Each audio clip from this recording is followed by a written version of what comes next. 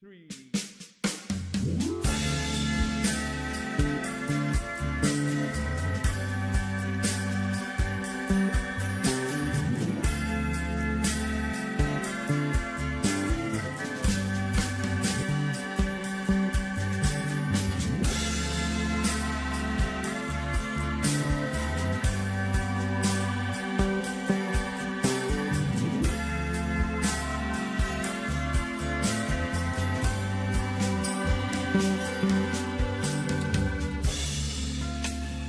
When you start to question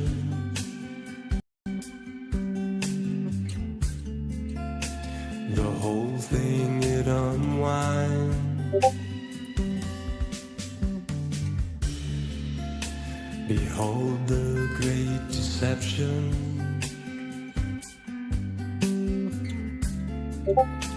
Traversing throughout time.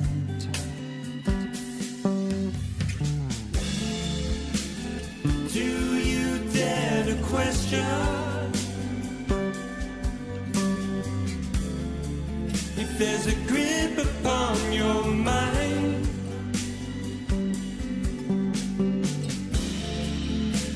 'Cause at the mere suggestion,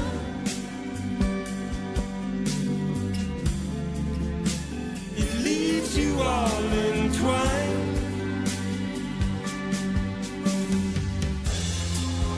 I've been searching round for curvature,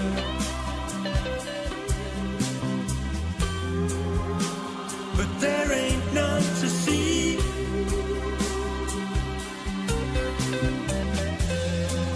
No matter where I let my head turn, seems awfully flat to me. Will you start to question the shackles of your mind? If you let it open, you know there's truth inside.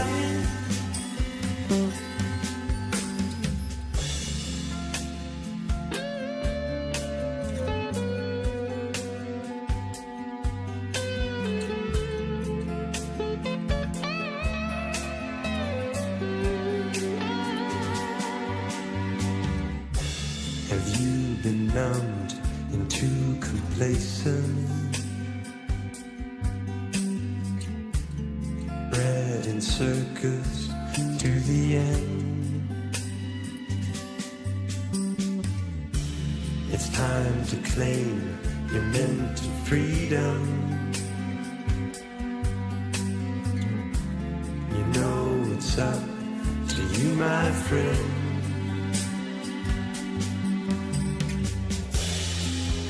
I've been searching round for curvature,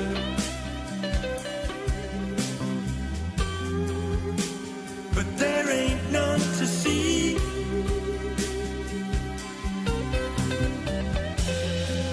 No matter where I let my head turn,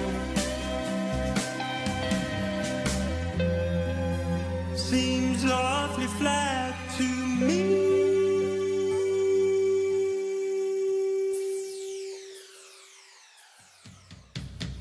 Will you start to question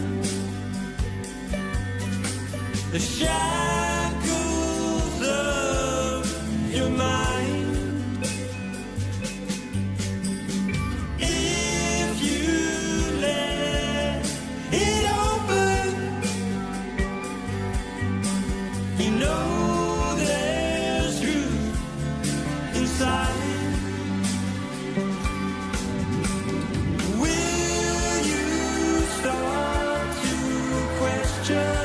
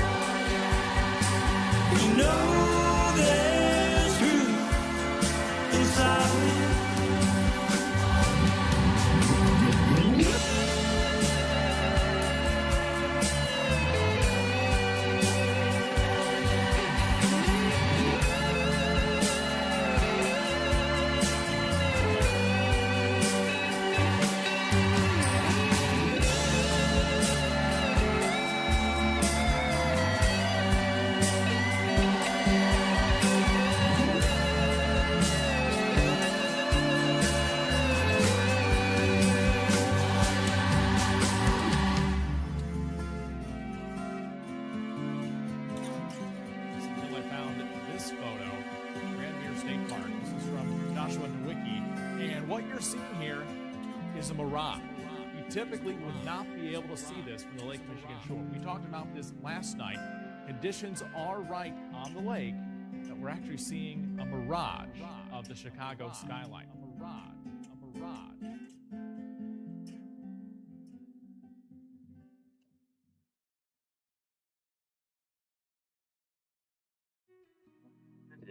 Welcome everybody. Hope you can hear me well. We're back. Another round of fun and games.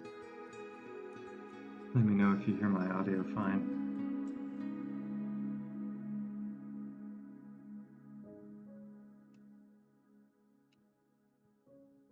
So lots of nice comments about the music. I'm glad you guys enjoy it.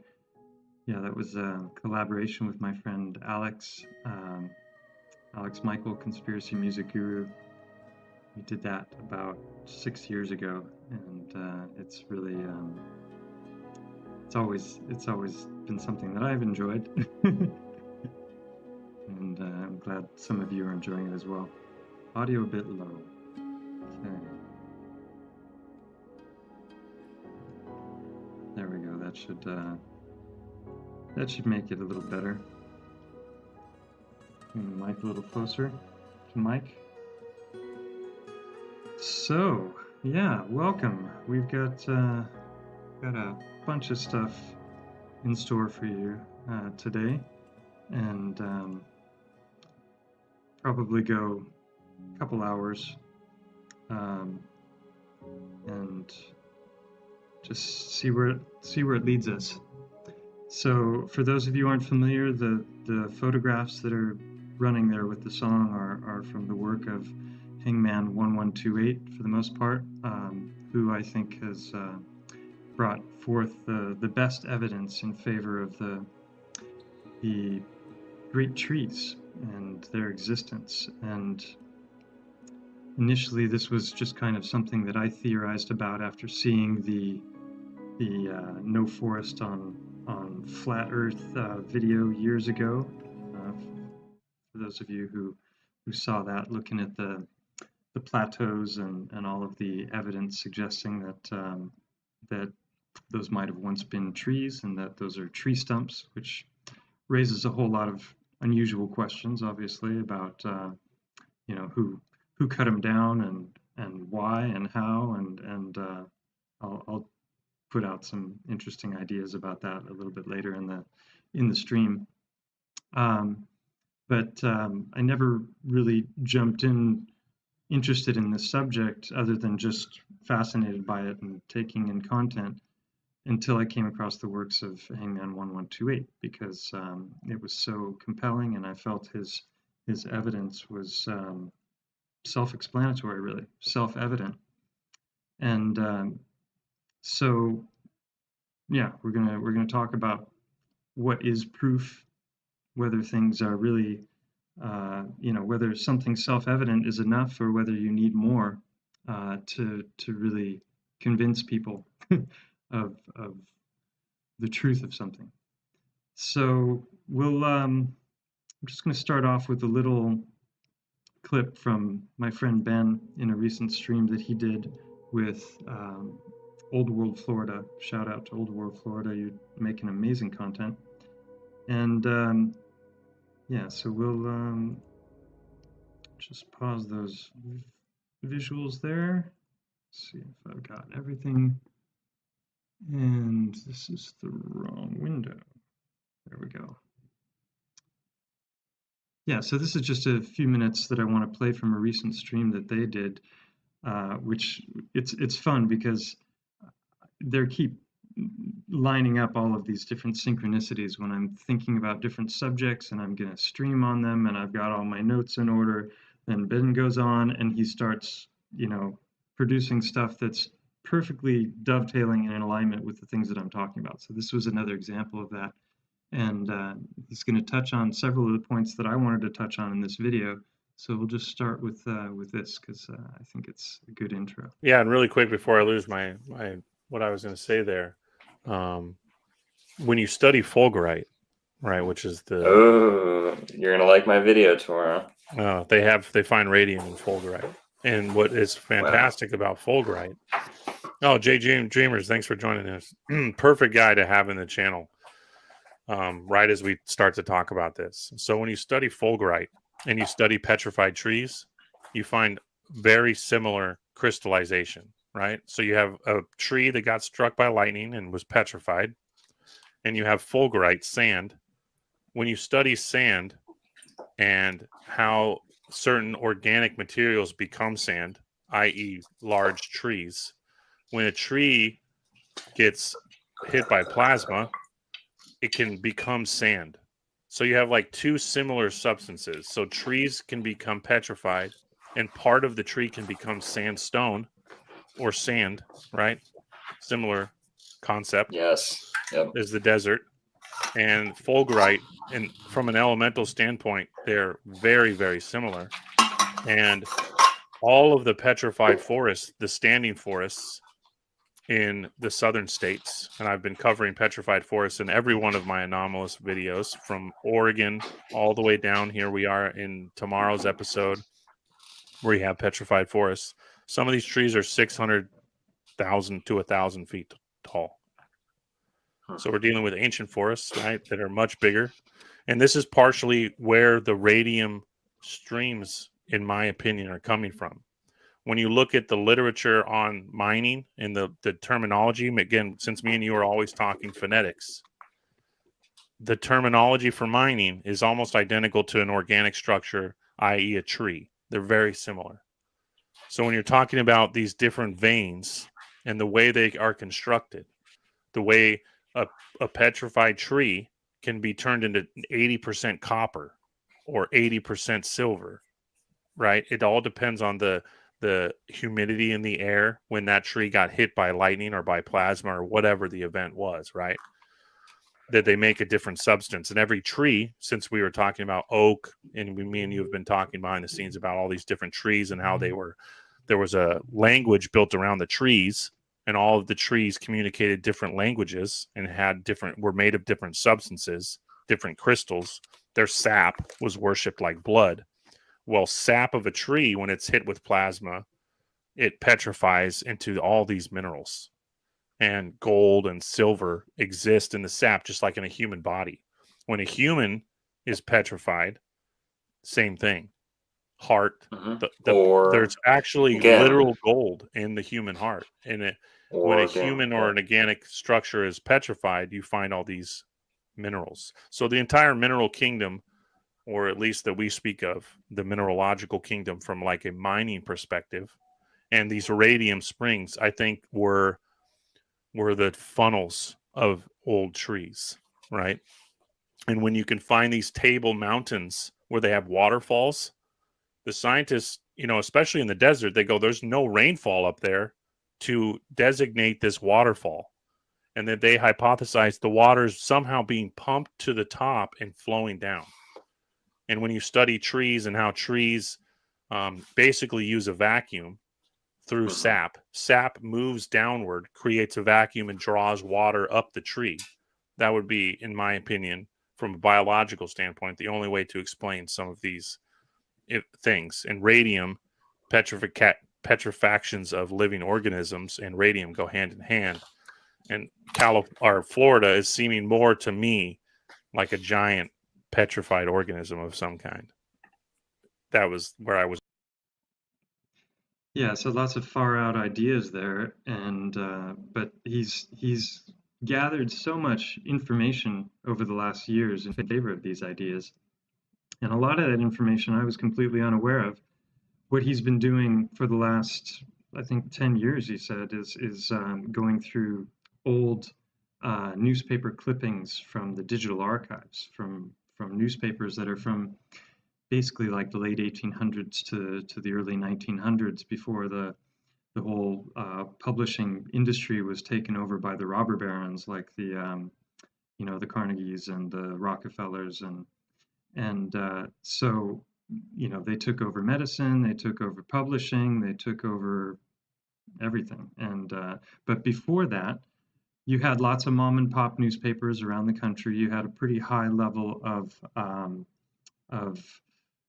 literacy among the populace. You know, the people were far more gifted with language back then than we are now, many of them. And so these articles have a ring of truth to them that I think is fantastic. And this is what he's been presenting. He has a Twitter feed that has something like 8,000 or 9,000 different clippings that he's shown over the last several years since he's been doing this. And so you can go in, if you have a Twitter account, even if you don't, you can do searches based on his Twitter handle, and then terms like petrifaction or petrification or giant trees or giants or whatever you're looking for, and it'll pull up all of these different articles that he's clipped. Now, a lot of these don't have references. You know, they're not showing the publication, the date, and that sort of thing. So yeah, you could poo-poo the whole thing and say, oh, there's no evidence. Where's your reference?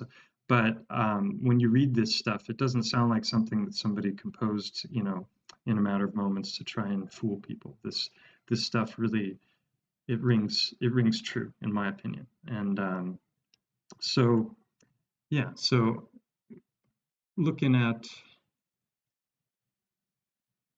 we'll just take a couple of these shorter articles.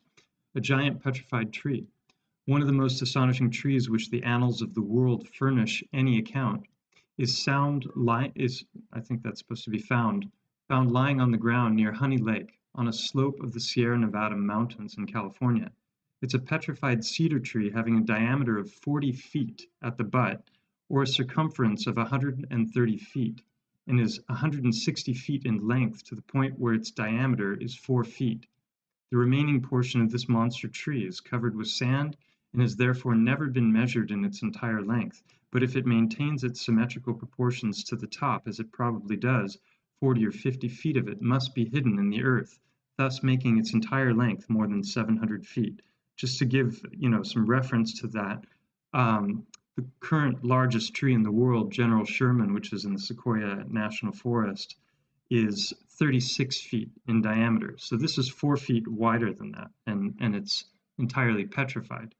So it makes you wonder what happened to it.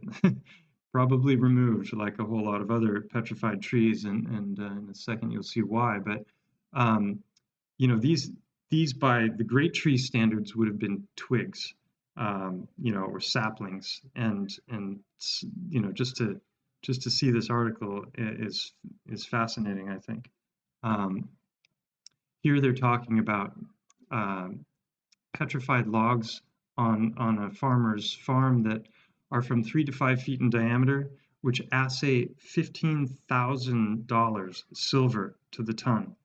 So that, you know, they're taking these petrified logs, they're crushing them up, and then they're harvesting the silver from the logs. And 15,000 to the ton is a huge amount of money by those days' standards.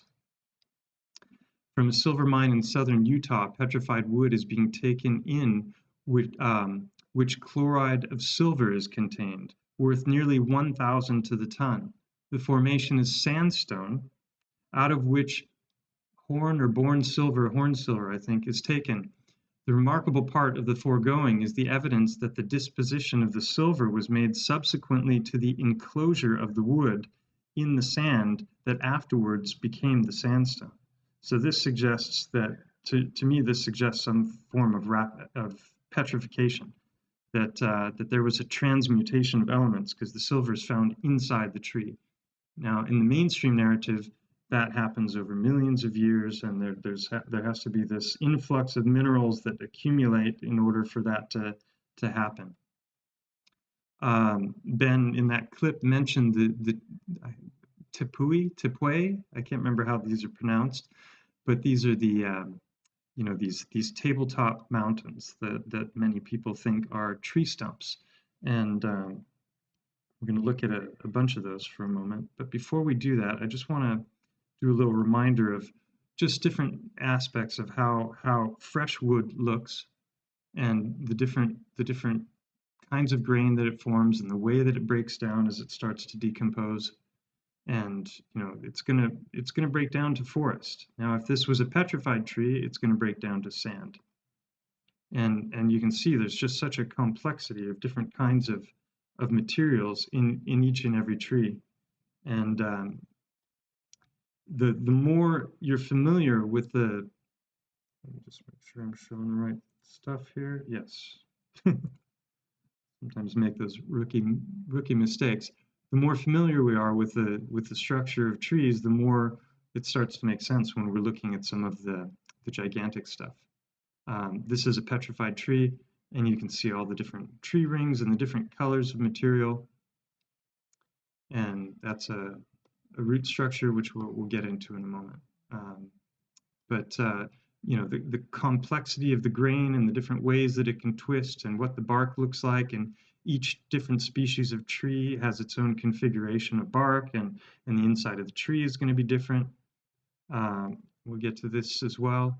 And you can just see, like, this has been hit by lightning, and look at the complexity of all of these different channels going all different sorts of directions.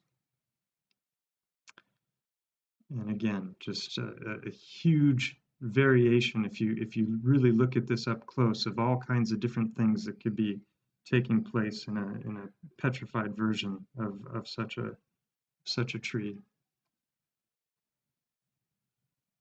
All right, and so looking at these tepues, or the plateaus, this is Devil's Tower, and loads of mountain ranges that look like hollowed out trunks. And there's lots of channels showing this, and Instagram and Pinterest, and you know, lots of people are fascinated by this, and I don't blame them. It's very fascinating. It's hard to imagine how something like that is going to form through tectonic activity. In the case of basalt, like the Devil's Tower, they're saying that is cooling lava, and this is one of these tabletop mountains. Another, and some of them just look like fractured tree trunks, or you know, parts of trees that have broken off. And when you get up close, you can see the grain, and you can see how it's all you know, deteriorating and eroding here, and just turning to sand. So if these great trees were a thing, and they somehow got hit by some kind of a major technology and were destroyed, it's not hard to imagine things like the Sahara Desert existing if they're breaking down to sand, as Ben alluded to in that video. And this is a really fascinating thing here also, that a lot of these tabletop mountains around the world, they've got these waterfalls, these water sources, and it's not like there's lots of rainfall that's accumulating here that's causing this just perpetual fountain, right? This is coming from deep in the ground, and I believe the terminology that they use for this is artesian wells, that they're coming up from deep underground sources. And you know, so you get lots of these examples of these tabletop mountains with water sources, and you know, it's not hard, I think, if you just look at this objectively, to imagine that this could have been a tree at some point. It's harder for me to imagine tectonic activity causing something like this, because like it's just going to jut upward, and all of the lines are going to be parallel to the ground. It doesn't really make sense to me.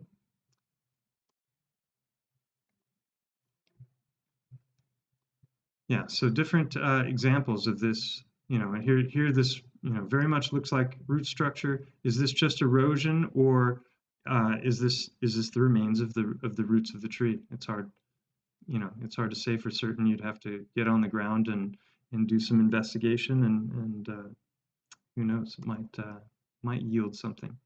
And lots of these just massive stones, like I think of the classic one in Yosemite, Half Dome, and around the world, Ayers Rock in Australia.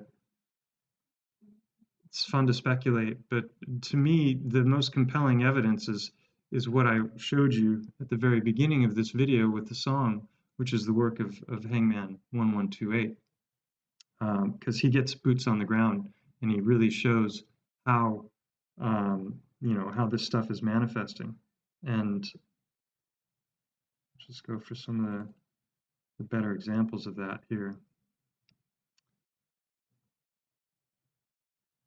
So, you know, to me, it's just obvious that it's tree grain. I've been kind of going head to head with different people who have very different opinions, and you know, everyone's got a right to their opinion. I'm not trying to shove my ideas down people's throats.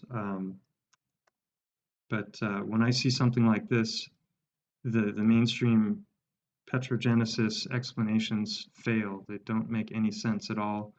This quartz crystal, according to Hangman, and in my opinion, he's perfectly right, are petrified sap.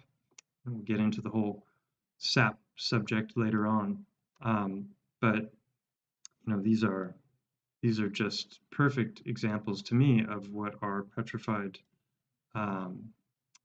tree, but on a scale that's way beyond what they tell us is possible, as being examples of sap. Yeah, so you know, this to me, it's just so obviously wood, and then this by default would need to be a petrified sap. And there are people who have differences of opinion about whether that's possible, and we'll get into that. So moving along here.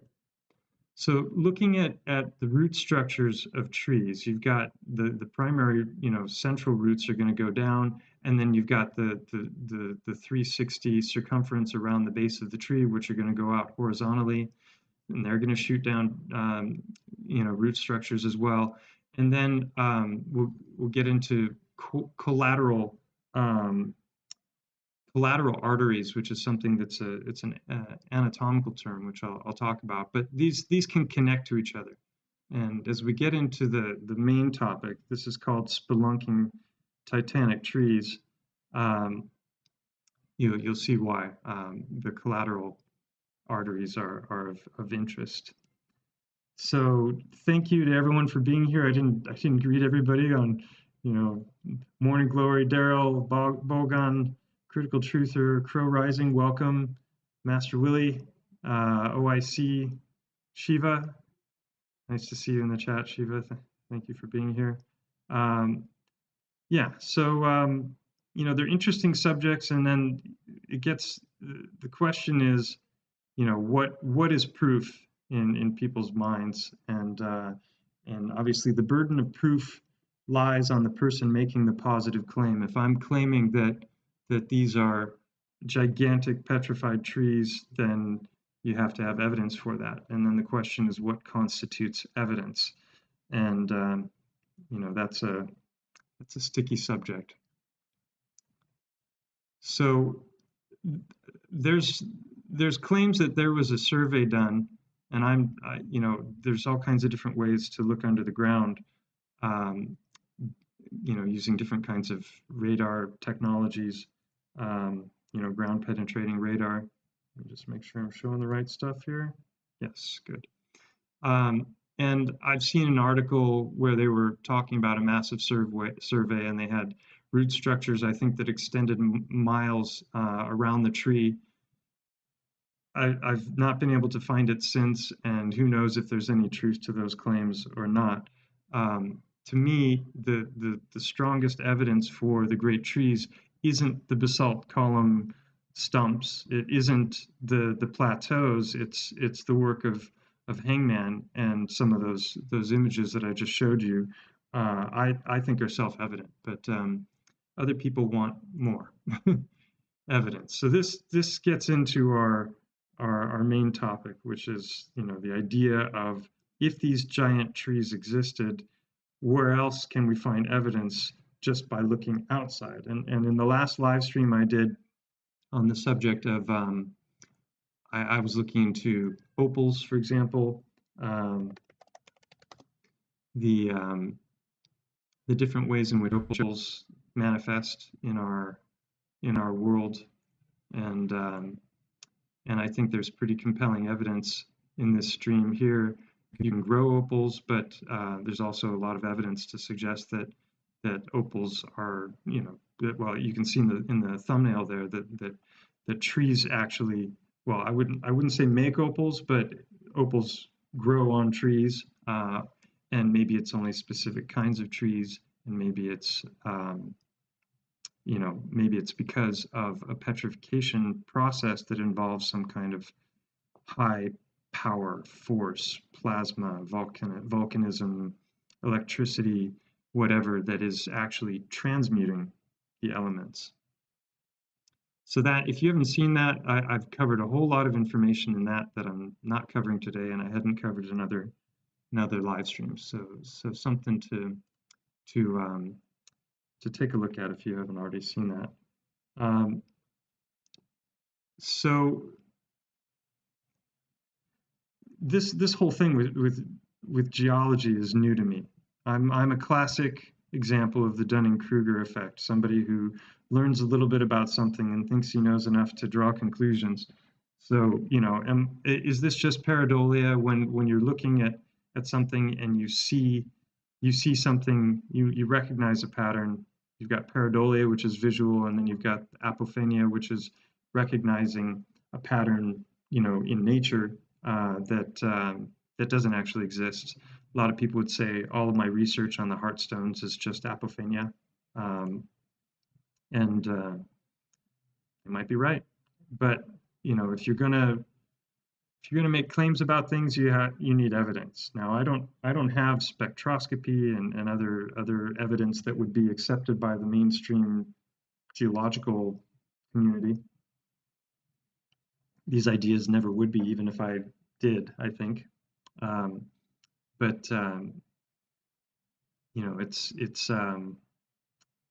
It's compelling evidence when you see that there's a repeating pattern that goes beyond random chance, that's very specific, that lines up with other subjects, lines up with,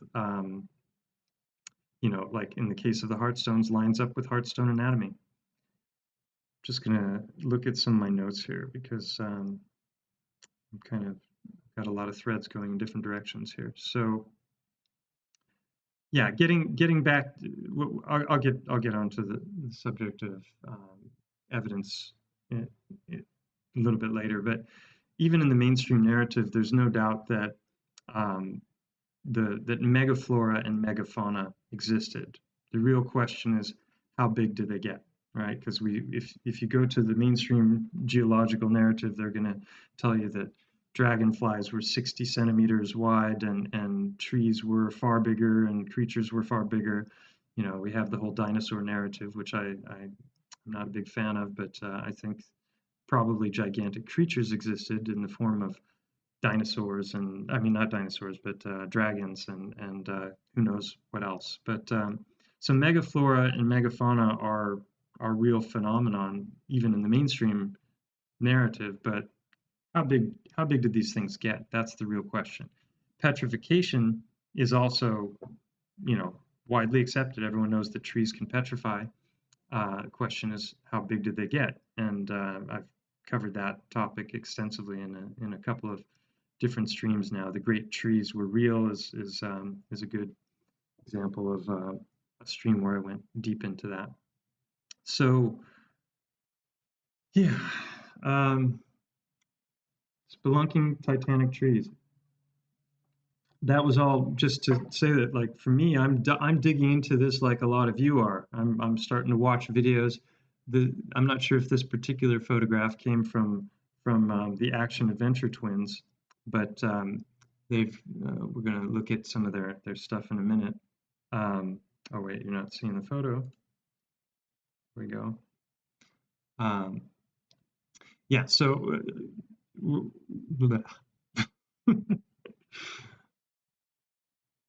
Where am I? I've got so many tabs open. It's a metaphor for life. Too many tabs open. All right, where is? Can't tell which tab is open. There we go. Okay. So this was an interesting comment that one of the subscribers left on the channel. He says, as a driver of gigantic earth-moving equipment, I verify that these are not mined plateaus or how mined mountains look, period. I'm 53 years old. I've been driving going on 26 years off and on. and still professionally driving and owning, just not mining at the moment. This is ancient wood, and I've been raised up military all over the planet almost. Feel free to use this. So I think this is a picture from Mike Ferreira, and he's comparing a, what do you call this? It's like when they're smelting it's a slag heap. He's comparing a slag heap to this, and he's suggesting that when people are looking at these and claiming that they're tree trunks, what they're actually looking at are much larger versions of this. So I think that ancient mining was definitely a thing, and it was happening on a scale that we can't even fathom. But I thought that this comment was very interesting from a guy who seems to be in the know. So going back, this is an interesting phenomenon. I don't know if you're familiar with this, but there are trees around the world, living trees, not dead, hollowed out trees, that tap into underground water sources, and those water sources can actually, come up through the tree and be like waterfalls and just pour out of the tree. And you can see here in this photograph. I'm going to show some video clips in a moment, but if the great trees are real and you can imagine something like this happening, you have to imagine how big would the channel in this tree stump have to be for this much water to be coming out of the tree. For something like this to happen, clearly there have to be some larger channels. So it's not just micro movements of water that are being pulled upward through the action of how sap and transport of nutrients in trees works. This is something that is of a much larger quantity, and so let's just look at this. Is just show some video. This actually happening.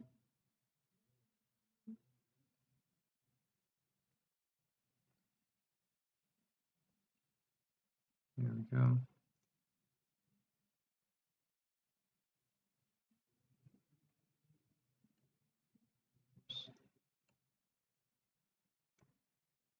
Water ఇస్తుంది అంటే నమ్ముతారా? Plastic తో చెట్టును నిర్మించి అందులోంచి నీళ్లు. Not in English, so that's why I had the volume muted.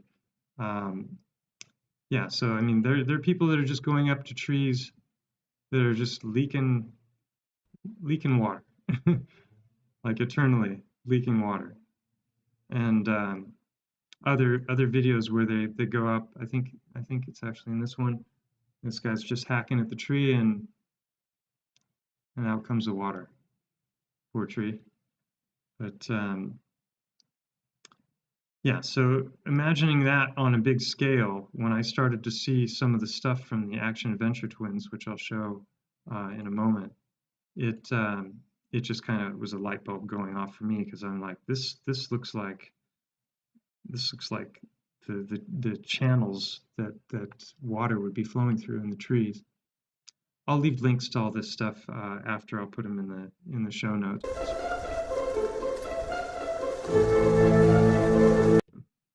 I get a strike for the music. But you can see sometimes it's huge quantities of water that are coming out of these things. And also, if you think of the great floods and all of the gigantic trees, if they were actually cut down, how much water would that have released into the world?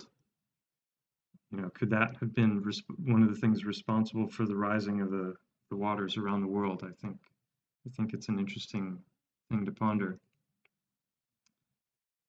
So when you see those photographs, like this is one of them. This is a mind-blowing video. 600-foot deep pit inside of a cave. So they go in through these little holes. They get bigger and bigger, and then they rappel down like 500 feet, and then they hit a flat floor, and then it snakes through these channels, and then they find another one going down. So this gets back into what I was talking about before, this idea of the collateral arteries that exist in bodies, but I'm guessing they exist in trees as well, where you've got root structures that grow together, and so if there's a hollow passage going down, then you're probably going to find some passages going other directions that are going to connect to other things. And I think that's exactly what these guys are doing. And also, you know, the mainstream narrative for this is hundreds of millions of years of dead plant, you know, biological life, plant and animal life, dying, collecting, and compressing under the ocean floors, or, you know, perhaps on land.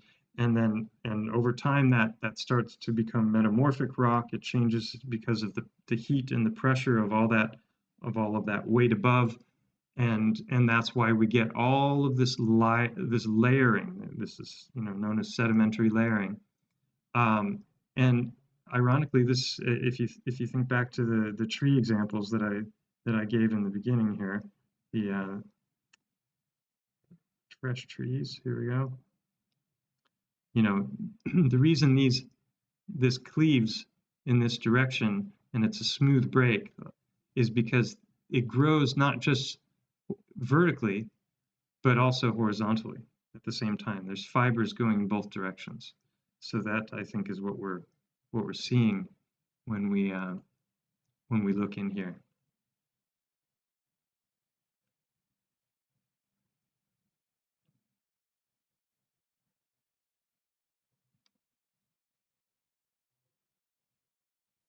These guys are just so brave. I can't even imagine. Feel like a little spider on a string, you know, yeah. A little web.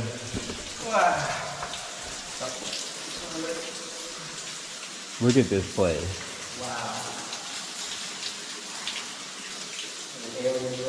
I know. Oh yeah, you made it. Oh yeah. So I didn't even know caves like this existed. I mean, I've done spelunking here in Spain. The second video of my Unveiling a Titan series, I go deep into the cave that you know, it looks like the eye socket on this mountain, and you've got your stalactites and stalagmites, and you know, that's what I'm used to as a cave. These guys are descending through these smooth passages that go down, and then you're going to see other examples of these collateral channels that are going off to the sides. And so, you know, this is new for me. And so when it comes to the geological narrative, I'm definitely suffering from Dunning-Kruger effect. But they get down there and they find these incredible. Oh, that's a waterfall right there. Crystals. Oh, that's cool. Is that not normally flowing?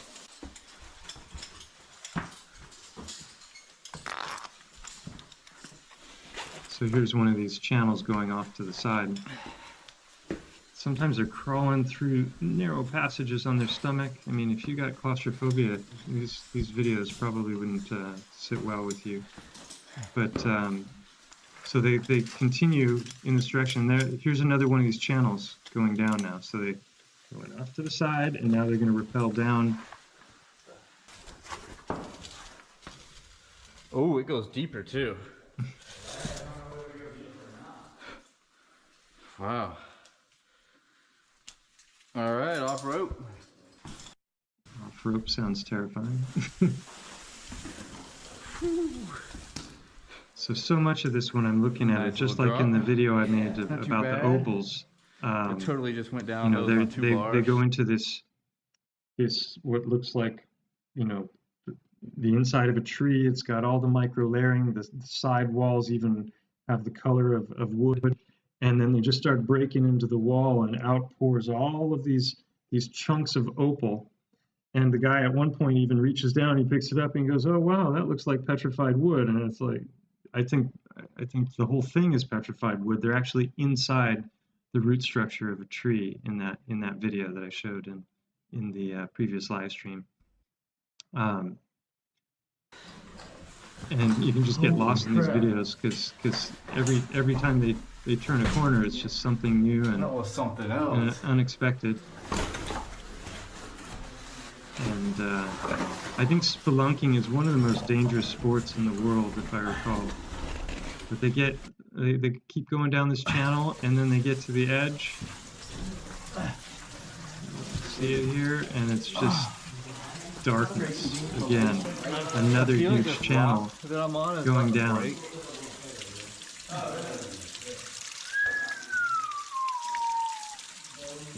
I can't see the bottom at all. Really? Echo! So it's a big pit. This is massive. Oh my god. So, let me go down this thing. Pedaling down. You can grab this hand line. I thought it was brave to go into Mont Go. This is next level nuts. All right, everybody ready? It just keeps going and going and going. So how does this form? You know, if you think of the mainstream geological narrative, and you buy the whole, you know, layering of the dead plant and animal life, why is this going to form with this massive channel here? So, like air pocket, it doesn't make sense. You know, water flow. So many of these channels, all of the sides of the caves as they're going through them are completely rough. There's like no erosion. So to me, it looks like something that grew. And, you know, it would be really interesting to examine the terrain around these areas. So now they've gotten down to another plateau. And I don't know if this is the one, but there's one where they go through this narrow channel on their, I think this is it, on their stomach, squeezing through this thing that's getting tighter and tighter. It's crazy. Do it. So yeah, Action Adventure Twins, and let's see. Oh, this is the one with the crystals that I was talking about. Yeah, man. Oh my god! Oh, there's more crystals down Look here. at this! What? Dude, you gotta check these out! Oh my god! The staircase to They're hell. huge! Crystal boulders. Giant! Look at this one, man. That's like the a craziest chunk, one. man. Wow!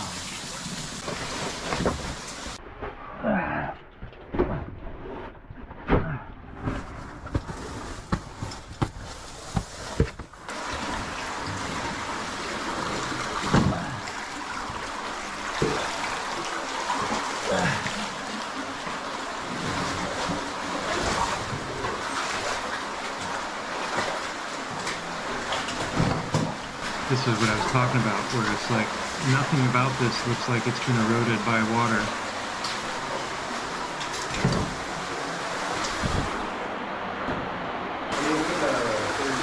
Oh, guys, this is it. This is what we came for. Oh my god.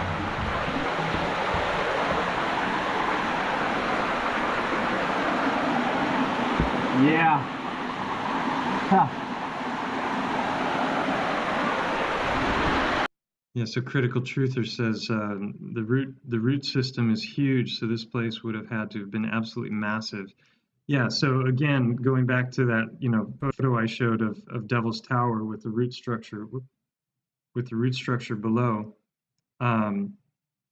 you know, you've got all of these deep channels going straight down, and they're going off to the sides, and there's all these other smaller channels.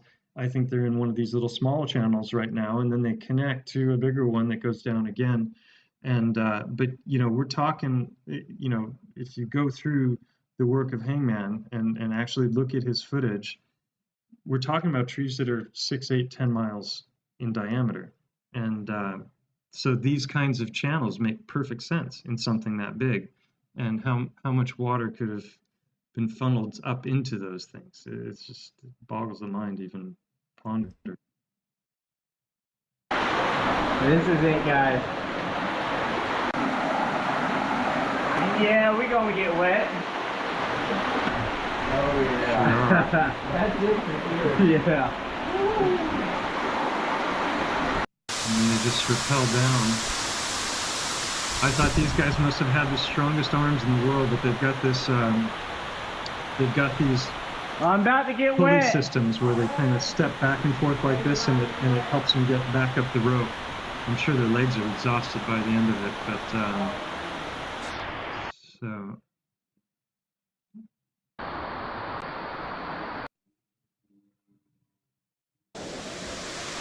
I mean, they've already gone down several hundred feet already, and then he's just descending inside of a waterfall.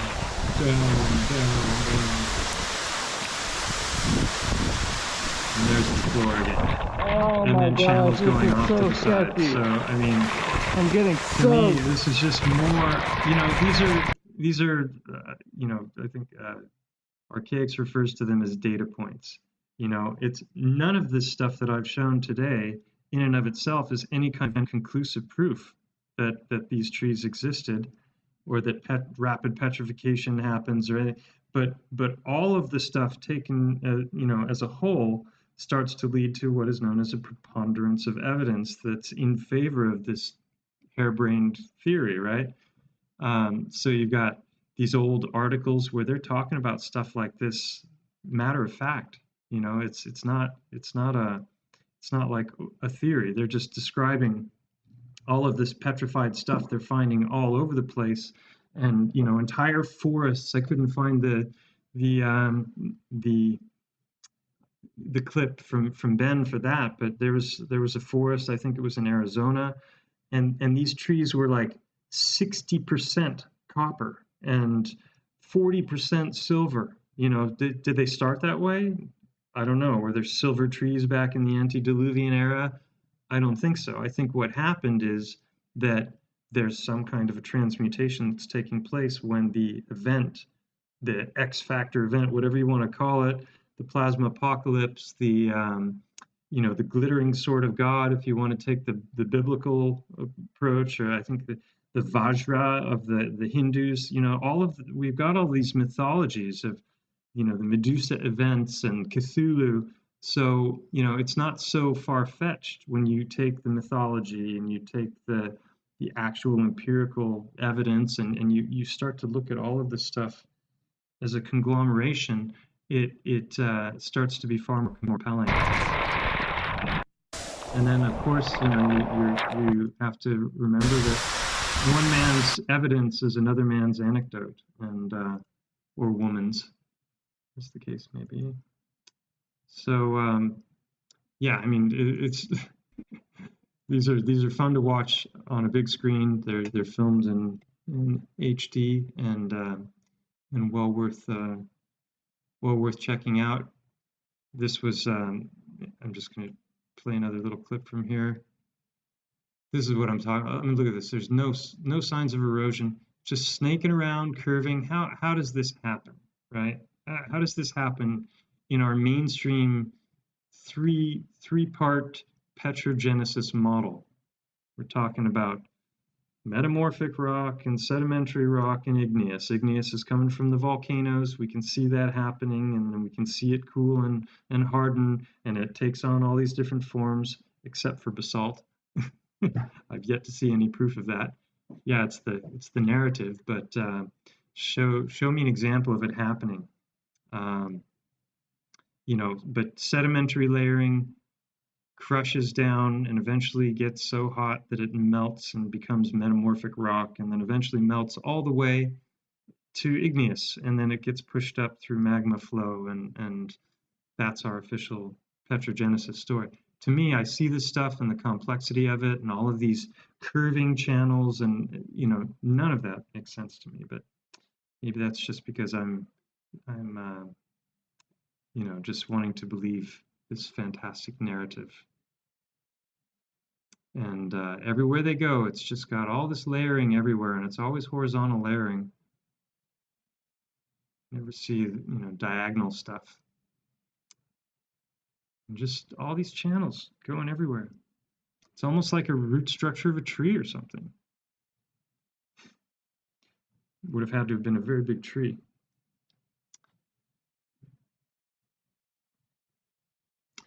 So this is just, this photograph is absolutely amazing. I mean, you can see here that these layers, this, if you take wood and you cut it in a certain direction, you get all the circular root structures. And so this is, to me, looking.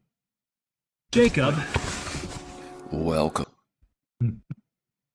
Yeah, this is another channel, Caveman Hikes, 266,000 subs. They explore a lot of really interesting spots as well. This particular one was really trippy. It's like they go into this, it's total old world steampunk elevator kind of stuff, you know, in the middle of this cave, and it's like, how did they get it there in the first place? And you know, more and more of this footage until, let me see if I can find it.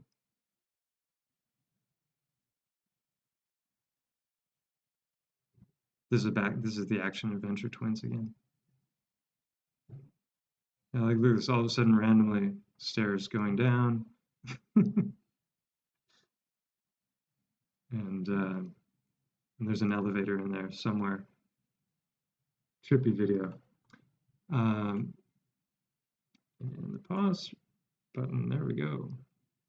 So check them out, ActionAdventureTwins. Give them a sub. Their stuff will blow your mind. You know, so getting back to the trees. Let me just say hi to everybody and check in here. How's it going? Audio still good, video, everything? Yeah, inside of a body. I haven't mentioned that as well, because obviously if you have megaflora, you're going to have megafauna as well, you would think, right? In which case Titanic creatures must also have existed, which that subject is how my whole channel started in the first place. For those of you unfamiliar with it, I recommend the Unveiling a Titan series. There's 6 parts to it, and a 7th part, which is a live that I did up at the Eye, but you have to go to the live tab to see that part. Yeah, so that's where, you know, we have to get into how do you identify what's what, and I'm not the guy for that. That's where, you know, ideally some you know, a geologist with, you know, chemist, molecular chemist. I have a friend, Lenny Time, who's he's got lots of different theories surrounding this stuff, and you know, the more you try and categorize these things, the more you have to go into those different areas, and none of those are my areas of expertise. So I'm just kind of a syncretist, you know, selective sifting, trying to see where the overlaps are, because if you look at our mythology, you look at our religious texts, you look at our, you know, some of the historical narratives, this all makes perfect sense. So I think that's going to be the next step. Some of these things are going to be former buildings, perhaps. You know, I don't see sign of melt, but I've seen a lot of compelling photographs of what look like mountains that if you dig into them, you start finding brick, you know. So I think that erodology would be a better term for that, because I'm not seeing signs of vitrification, but some are probably former buildings, some are trees, some are mountains, some are volcanic, and then that also gets into the question of what are volcanoes and what's, you know, what's fueling volcanoes, where's all that lava coming from.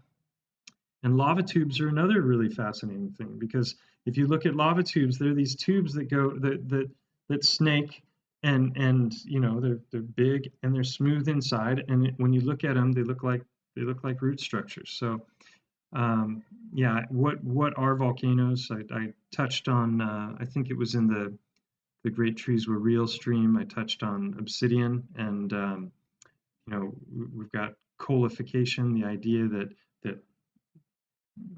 wood becomes coal, and perhaps the next step, you know, when the heat is high enough, or there's some kind of an electrical force that's transmuting, then it becomes vitrified and it becomes obsidian. So yeah, I'm more of the all of the above category. I think some is mining wastes, and some is mountain, and some is titan, and some is tree, and some may just be giant crystals that are how the earth formed. That's another, you know, theory that I heard today in a video that I was watching. So I'm okay with all those things. I'm not trying to, push any one particular idea down people's throats. I think we all should be looking at all this stuff and gathering more and more evidence and trying to find what are the overlaps, what are the things that make sense. When I look at this structure here, what makes most sense to me is tree, just looking at the grain. And, this is known as basalt, porphyry, phonolite, and apparently the molecular composition of that has absolutely nothing to do with tree, according to some. Well, I don't have such a problem with that because clearly it's stone now, and if it was tree to begin with, it wasn't tree then. Well, some say that there was a silica era, and I'll play a video in a little bit, short video that I don't think it was a silica era. I think that things were silicaized. I don't know how you would say that. Silicified. So I think that there may be an intrusion of silica into the wood, and then it becomes a silica tree. But I think it's more likely, in my opinion, based on all the research I've been doing, that they were alive at one point. And it's hard to imagine something that's silica being alive in the same way that a tree is today. I've got a little short video on my channel looking at this subject from another perspective, which I thought was fascinating. Just a very brief clip of it. Don't this one here. This is the idea that maybe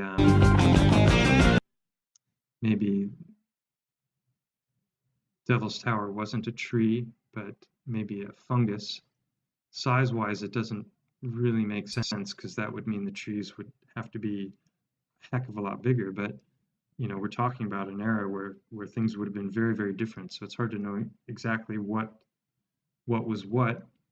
I think there's definitely a fractal nature to our existence, and you can see this repetition of pattern, which gets into this concept of morphogenic resonance and the idea that things look alike, and maybe that's why this looks like it does. It might have nothing to do with Devil's Tower once being a tree or a fungus. It just might have to do with how the world works and how things grow, and so you get this repetition of pattern and form. I've seen flowers that look like monkeys, and so there's all kinds of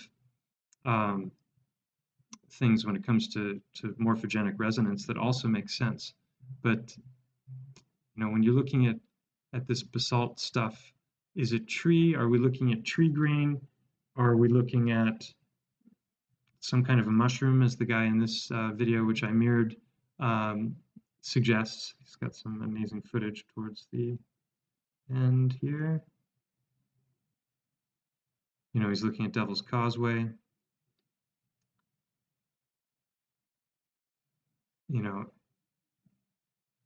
It's definitely some amazing spots. I'd love to see them in person. Here's some more of the actual growth of these things. More photographs.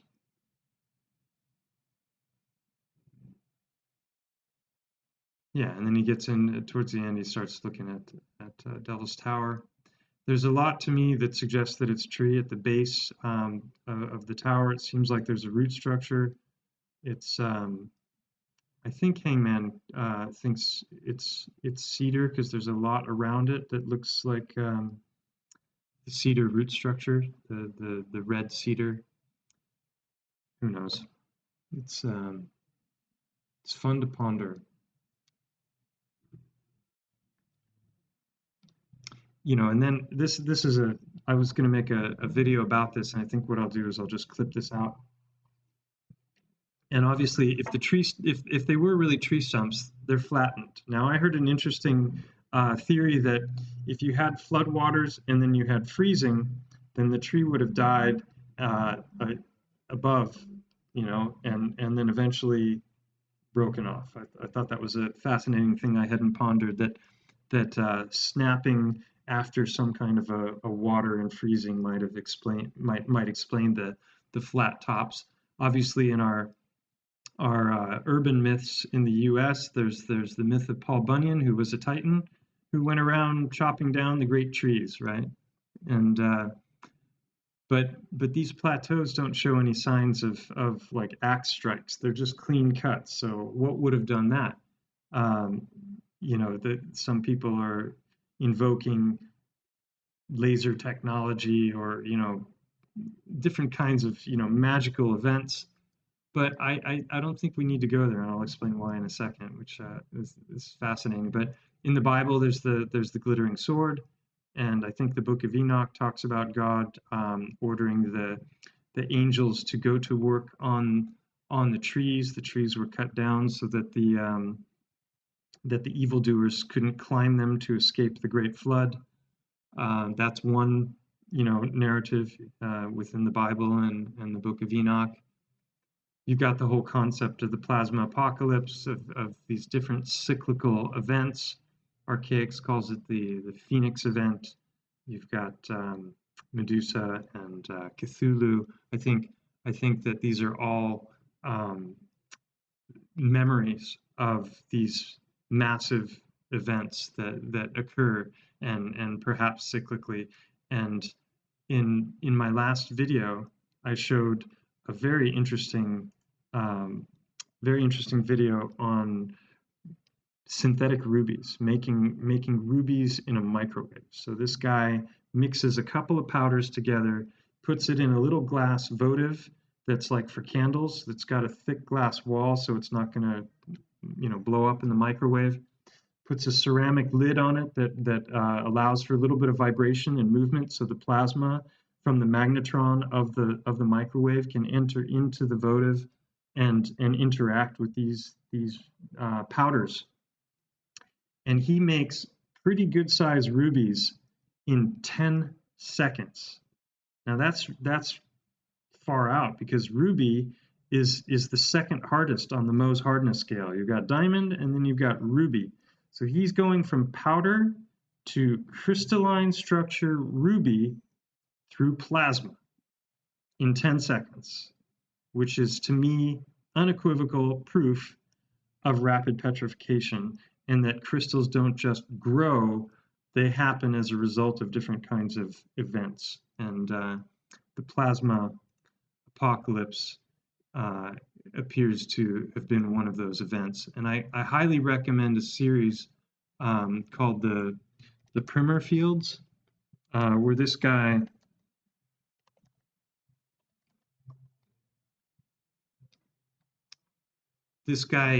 has done just the most amazing work, where he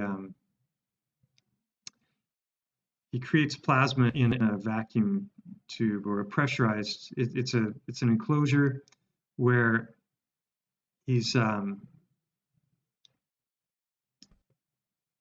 using magnetism. He's got these are magnets, these white bowls here, and they have a hole in the center. It looks like the Parthenon in Rome, the roof of the Parthenon. This is a glass chamber that's got magnets that are holding wires so that he can change the position of these different magnets. So he can change the angles, the distance, and then he uses different noble gases like xenon and argon and between the magnets and the gases and the electrical current that he puts into the system, and I'm not exactly sure how he does that, it creates plasma. And he reproduces in these videos. These are absolutely amazing. If you've never seen these, there's 3 or 4 parts to this series. They've been out for a long time. I learned so much watching these about different aspects of magnetism and all the different ways in which, in a laboratory, empirically, repeatably, you can reproduce different phenomenon. And he's looking at CERN here, and maybe this is what they're talking about at CERN. So when you get into you know, the all the domed buildings of the world. A lot of times when you're inside and you look up, they'll have this kind of golden ring of angels surrounding the opening.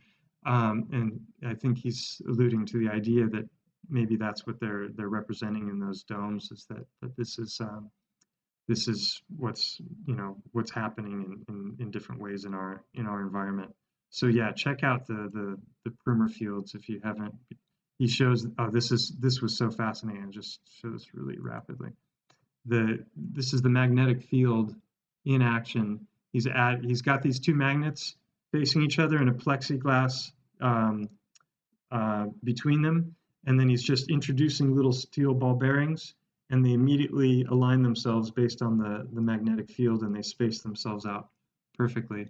And yeah, it's just, you know, another one of those things of when you see how cells work and molecules, you know, there's these outer rings, just keeps introducing new ones. Check it out, the primer fields. So this is, I think it's called the Vajra. This is in the Hindu mythologies. The gods wielded these and could do all kinds of things and create cataclysm, instant petrification. I'm pretty sure that's part of it as well in the Mahabharata. The fasces, which Martin Liedtke from Flat Earth British, he's talked a lot about this this technology. Maybe I have it here. No. The fasces. This symbol is all over our money, all over the symbol of power. And his theory is that this is a massive, you know, what do you say, condenser or a concentrator of electromagnetic energy, and that this could be used to do both good and bad, destruction, but also probably could be used like organ systems and different things in these structures, that you know, the ancient structures that appear to be more than just artwork. They appear to be technology, and this is something that he's discussed a whole lot on his channel. So I'm going to add a theory that I haven't heard anywhere else when it comes to the downing of these great trees. You know, the plateaus that seem to be clean cut.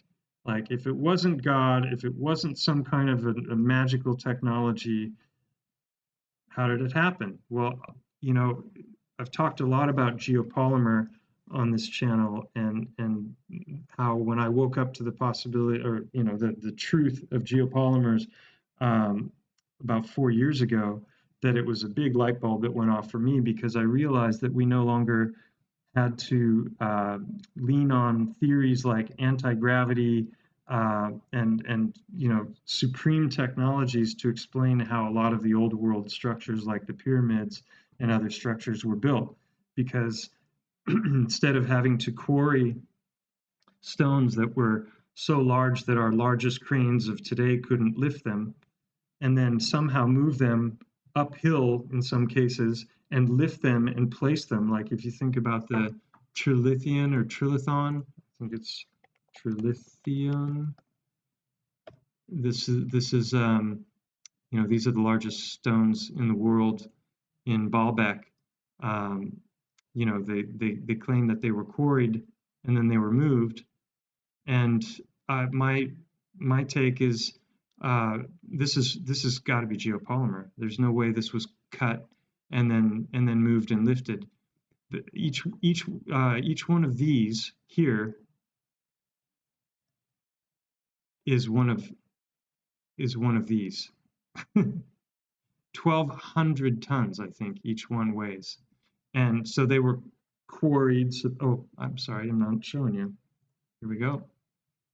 Sure, I was getting shouted out here. So yeah, the trilithian are these three stones here.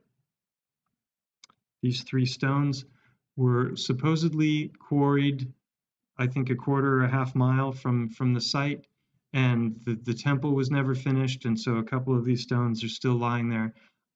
I'm certain that these were geopolymers, and these were poured, and then they were moved, and they weren't moved; they were actually done on site. So, maybe I don't know. Why is the other one down there? I can't answer that question. But my point is this. They're always talking about, oh, you can't even fit a credit card or a sheet of paper through here. Well, yeah, if you wanted to make a stone this big, it would be a whole lot easier to create a frame and then pour something like concrete, into this and then let it dry. So geopolymers, there's all kinds of information about those. I've referred to the two-part series by a channel called Observation Deck many times. He goes in depth into this and shows that the old writings in some of the oldest books were showing exactly how to do this, and we're actually giving recipes on how to do it. So definitely a fascinating topic, the topic of geopolymers when it comes to the things like the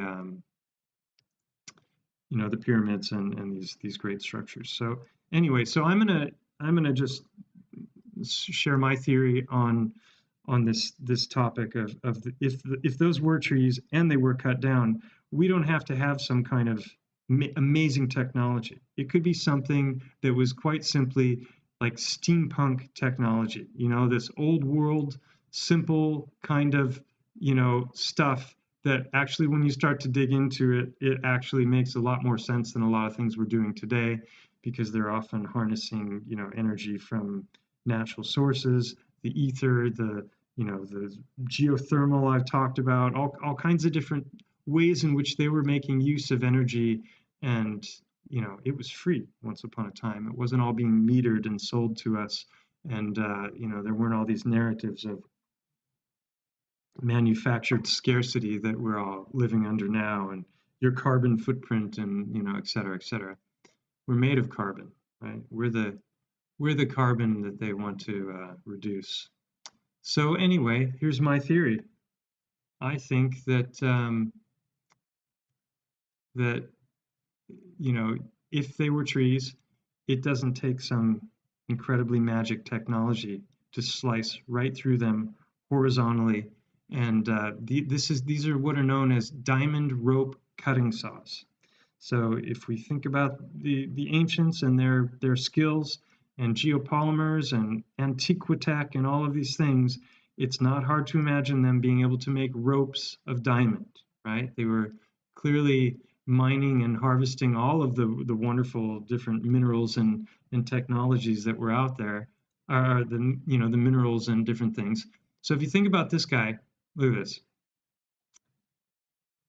I actually have one of these for camping. It's a lot smaller, but it's just a chainsaw that's got two handles at the end, and he throws it up over this tree branch, and in a matter of seconds he can cut this massive thing off. And so I have a little handheld one that's like 3 feet long.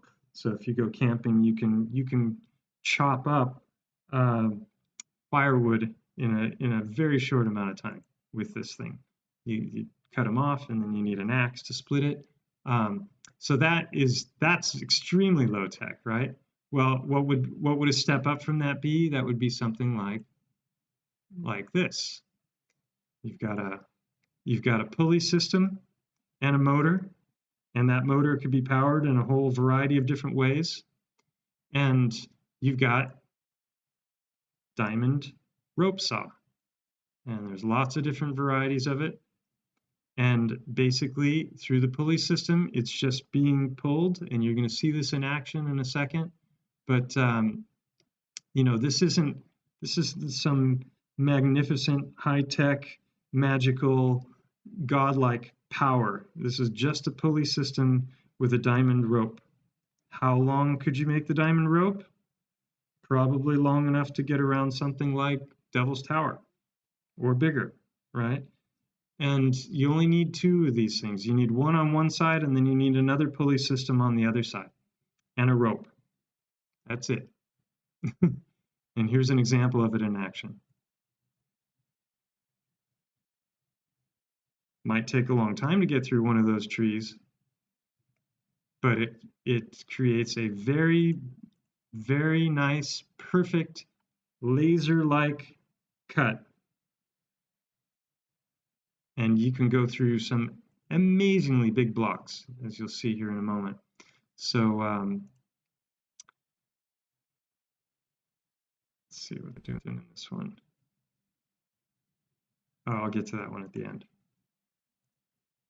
Yeah, so this guy, you know, or whoever it is that set this up, they just hooked this thing up, got some pulleys, got a rope saw, and just go right through the thing. If you're patient, you could get through one of these big trees probably.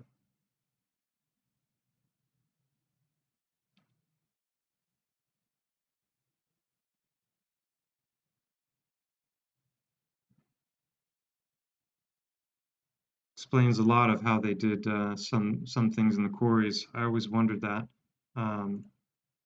So here they're actually cutting. This is steel, and they're going through solid steel with a diamond rope saw, and they're just slicing it like bread.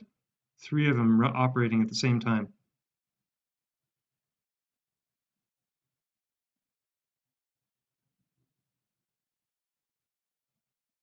Pretty cool, huh? So here they're going diagonal. It's not just horizontal. They can do it in a whole variety of different ways. This is another trick they have. They drill holes, and then they can, I'll show it in a second in another of these short videos. But here you can pick your angle and just carve away. And all you need is water to keep the thing from heating up and melting, and you're good to go. And you don't even have to have like some massive scaffolding. They just could attach these things to the side of Devil's Tower or one of the plateaus, and just let it run for a while.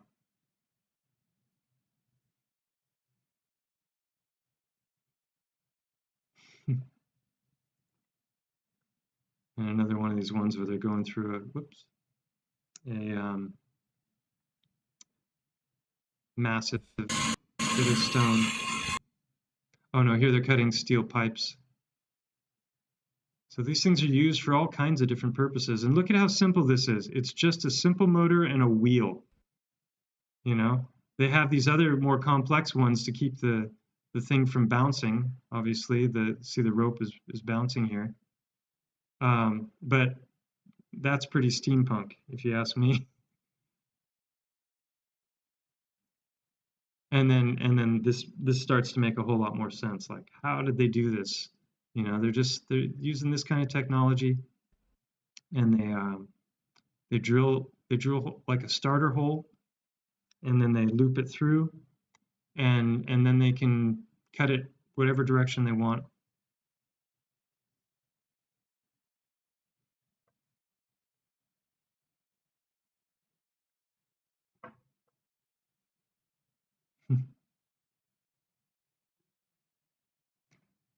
Some big blocks of stone.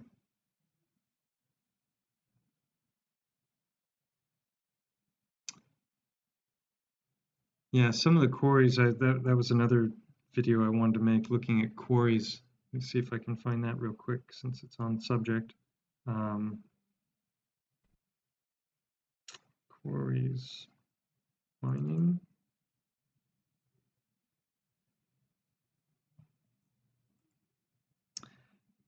My file structure just keeps getting bigger and bigger every day, and I get lost in it. Quarries with a Q. No, I don't know where it is. Oh wait, my pen over here. Nope. Sorry, I have to do it another time. Yeah, so, oh, this is the one I was going to show. So they just have the little hole, and off they go. Probably wouldn't take so long to get through something like the tower. Someone asks, even if they carved it, how did they move them and lift them? I think, you know, when you look at the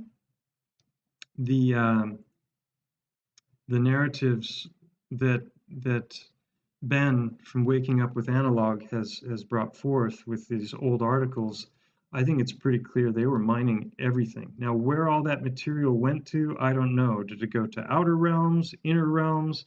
Was it used to build the old world? Was it all ground up to create geopolymer? I don't know.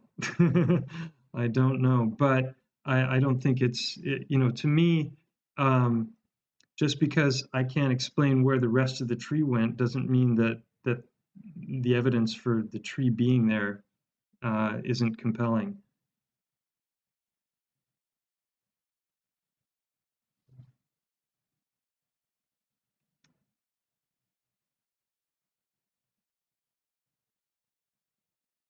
Yeah, water monitors to mine. Yeah, high pressure water. They could tear into anything with water, and that was extremely destructive to the landscapes. And Ben has also talked a lot about that because there's so many articles that he's brought forth that are talking about mining, that are talking about forests, you know, filled with petrified forests, filled with all kinds of different metals that were all harvested. You know,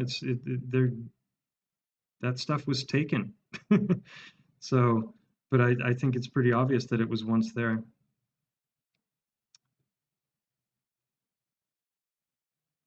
Aircrete.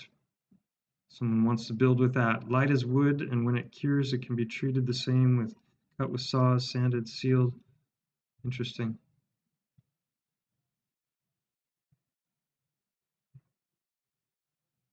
Yeah, quarries is a fascinating thing. Hey, Nikki B, welcome. Hey, Brian.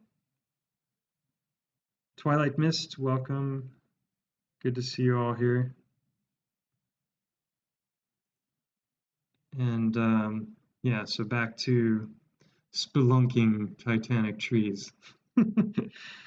Yeah, so that was the first part of the presentation. I might run to the bathroom for a moment. If there's any questions so far on any of the stuff that I've already covered, maybe you can write them in the chat and put them in all caps so I know it's for me. And I will put on a little bit of the second part of this. And I'll be right back.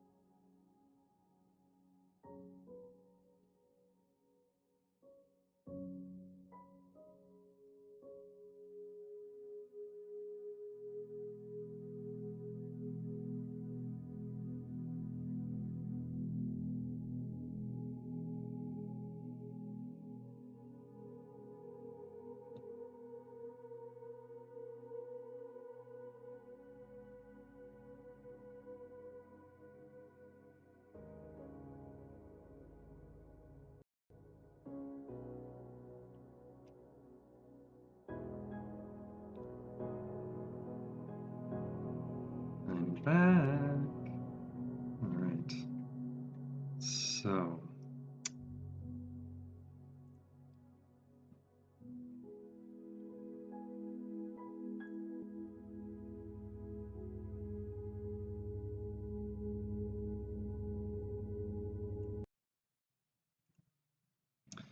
all right, I posted this short video on my channel. I mirrored it a few weeks back, and I just think this is really awesome. This guy's PhD geologist. He's a Christian, so he's coming at things from a creationist perspective, but he's got so much interesting stuff to say. And I've seen a few different presentations of his, and at some point I'll reach out to him and see if he wants to have a conversation. And I'd like to hear his take on the Heartstones, and you know, if he's open-minded, maybe share some of the stuff about Longo and see if he thinks it's nuts,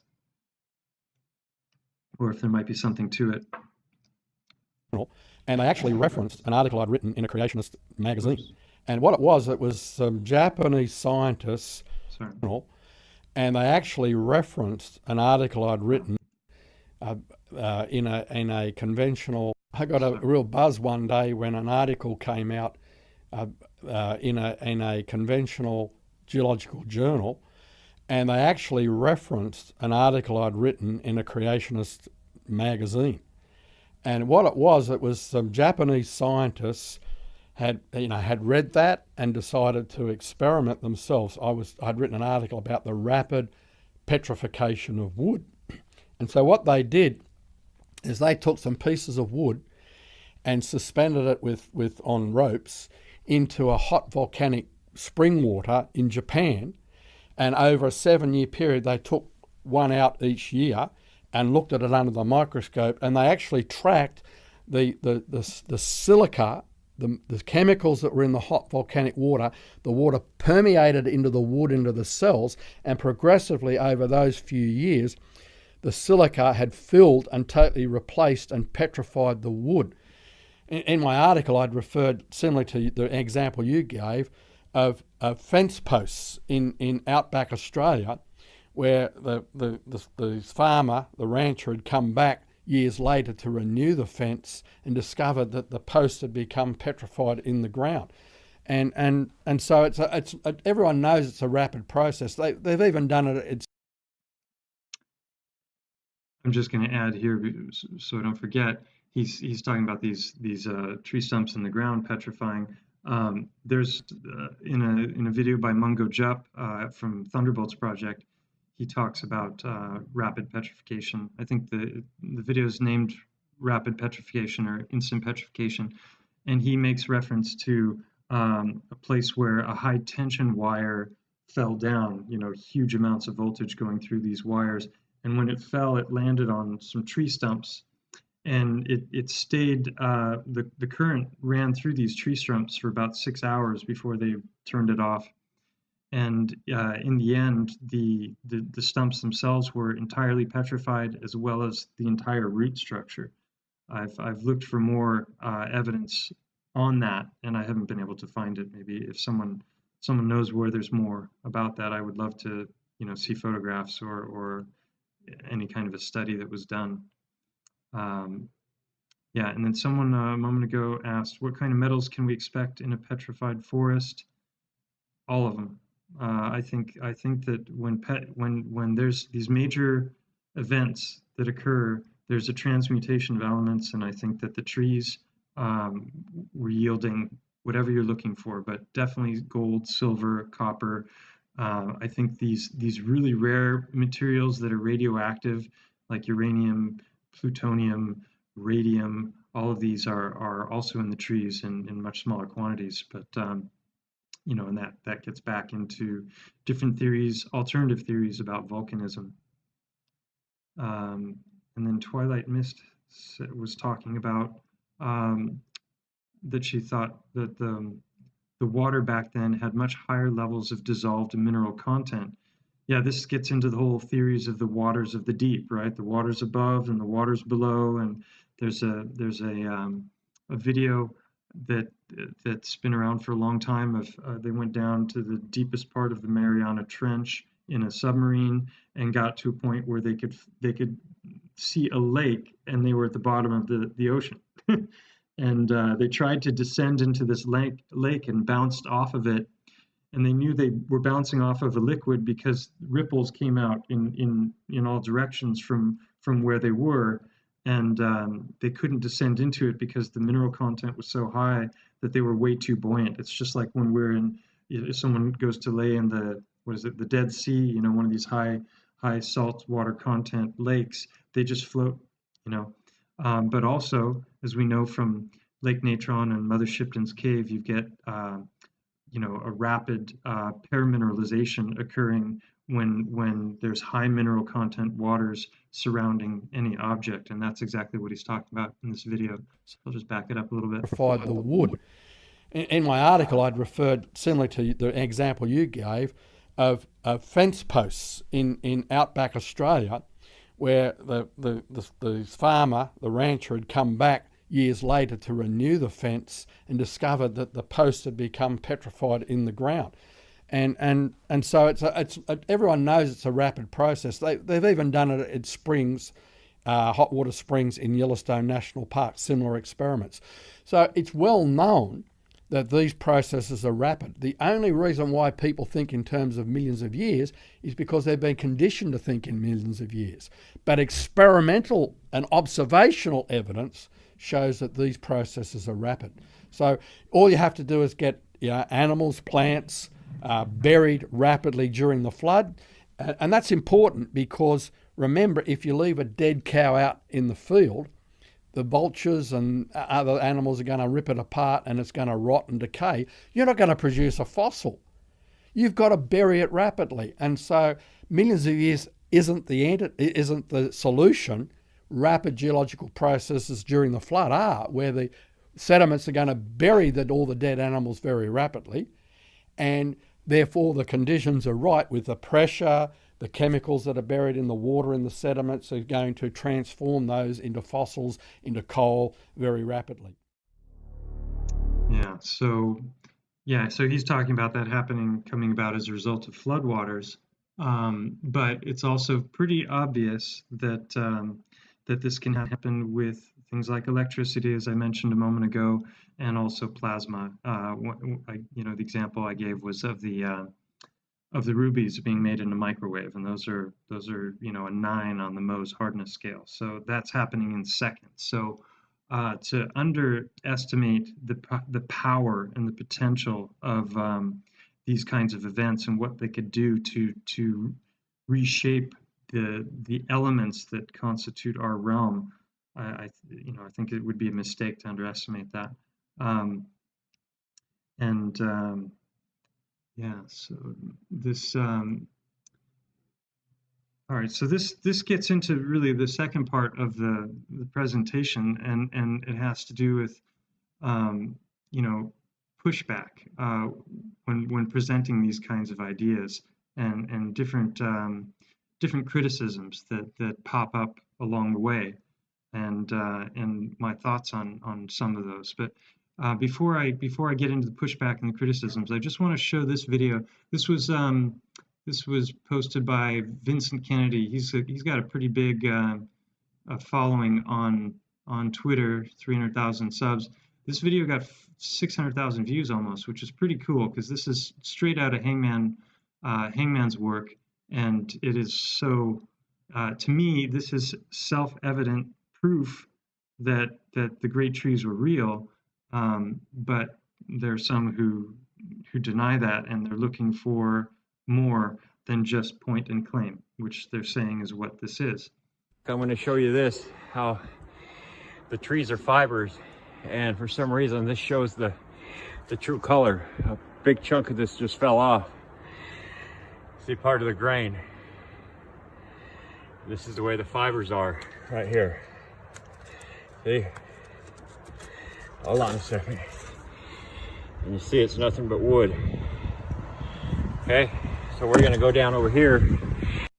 Now in another video, he's at this site, and that video is, this is, you know, for Instagram, you know, vertical. In the other video, it's HD, and he's showing the whole structure, and you can see one side of it is solid stone, and then the further you pan to the right, the more and more color it gets, till you get this area here that still has the color of wood, and then he pulls it off, and you can see that it's actually fibrous.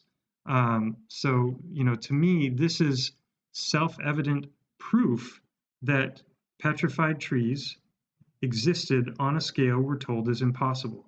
So then I could go in right now, which I've already done in other videos, but I could go in and could show lots of examples of petrified tree on a smaller scale, and it is identical to what we're looking at. So why the disconnect? I don't understand. And I'll show you a little more, okay? See here,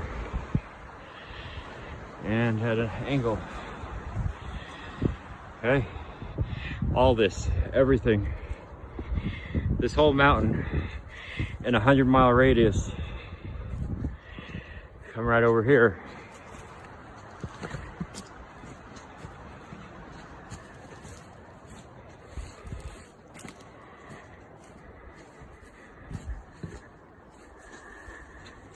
You see, this looks just like freshly chopped wood.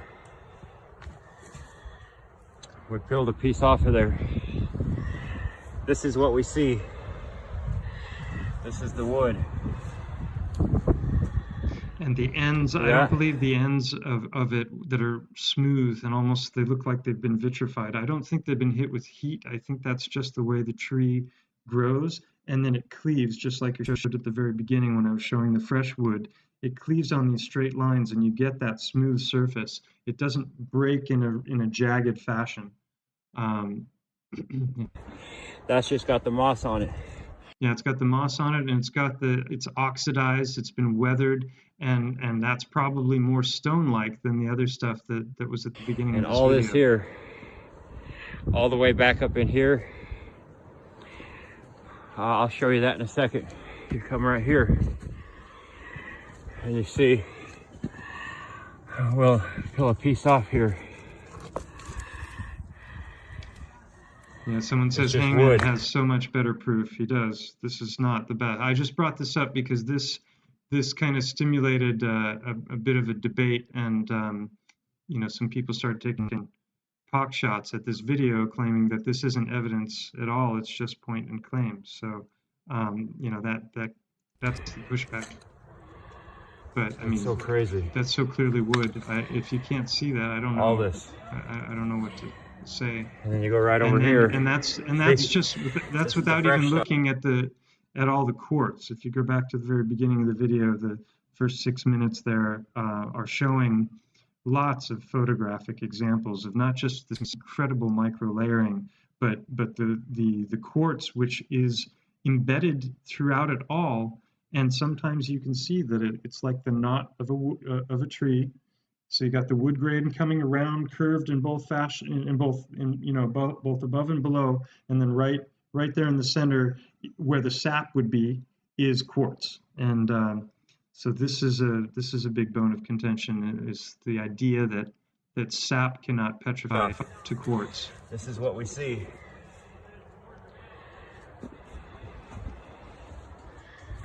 Rocks and grew. This point and claim is a pretty damn good point and claim. I agree, Shiva. Absolutely. So that part of the source tree.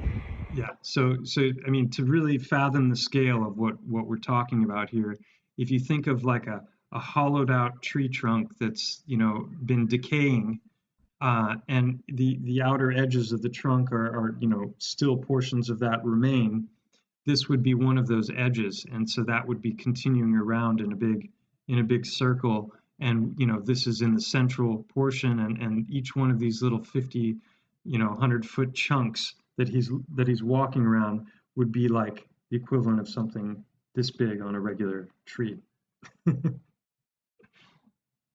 It's cool. Where's Ken?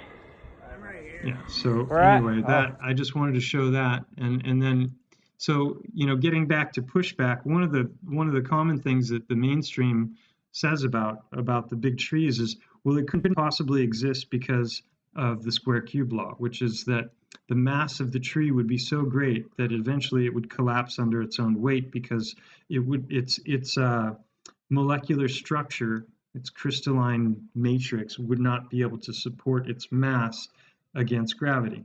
Well, that's all based on Newtonian or Einsteinian gravity, neither of which, as far as I can tell, have any real conclusive evidence in support of them.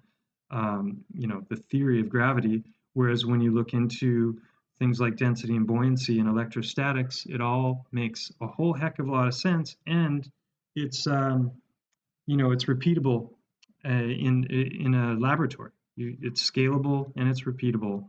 I just watched the night before last the new movie, the new documentary by Hibbler. What is it? On the Level, or the Next Level? There's 3 of them. This is the 3rd one, and they talk a lot about gravity and electrostatics in that documentary.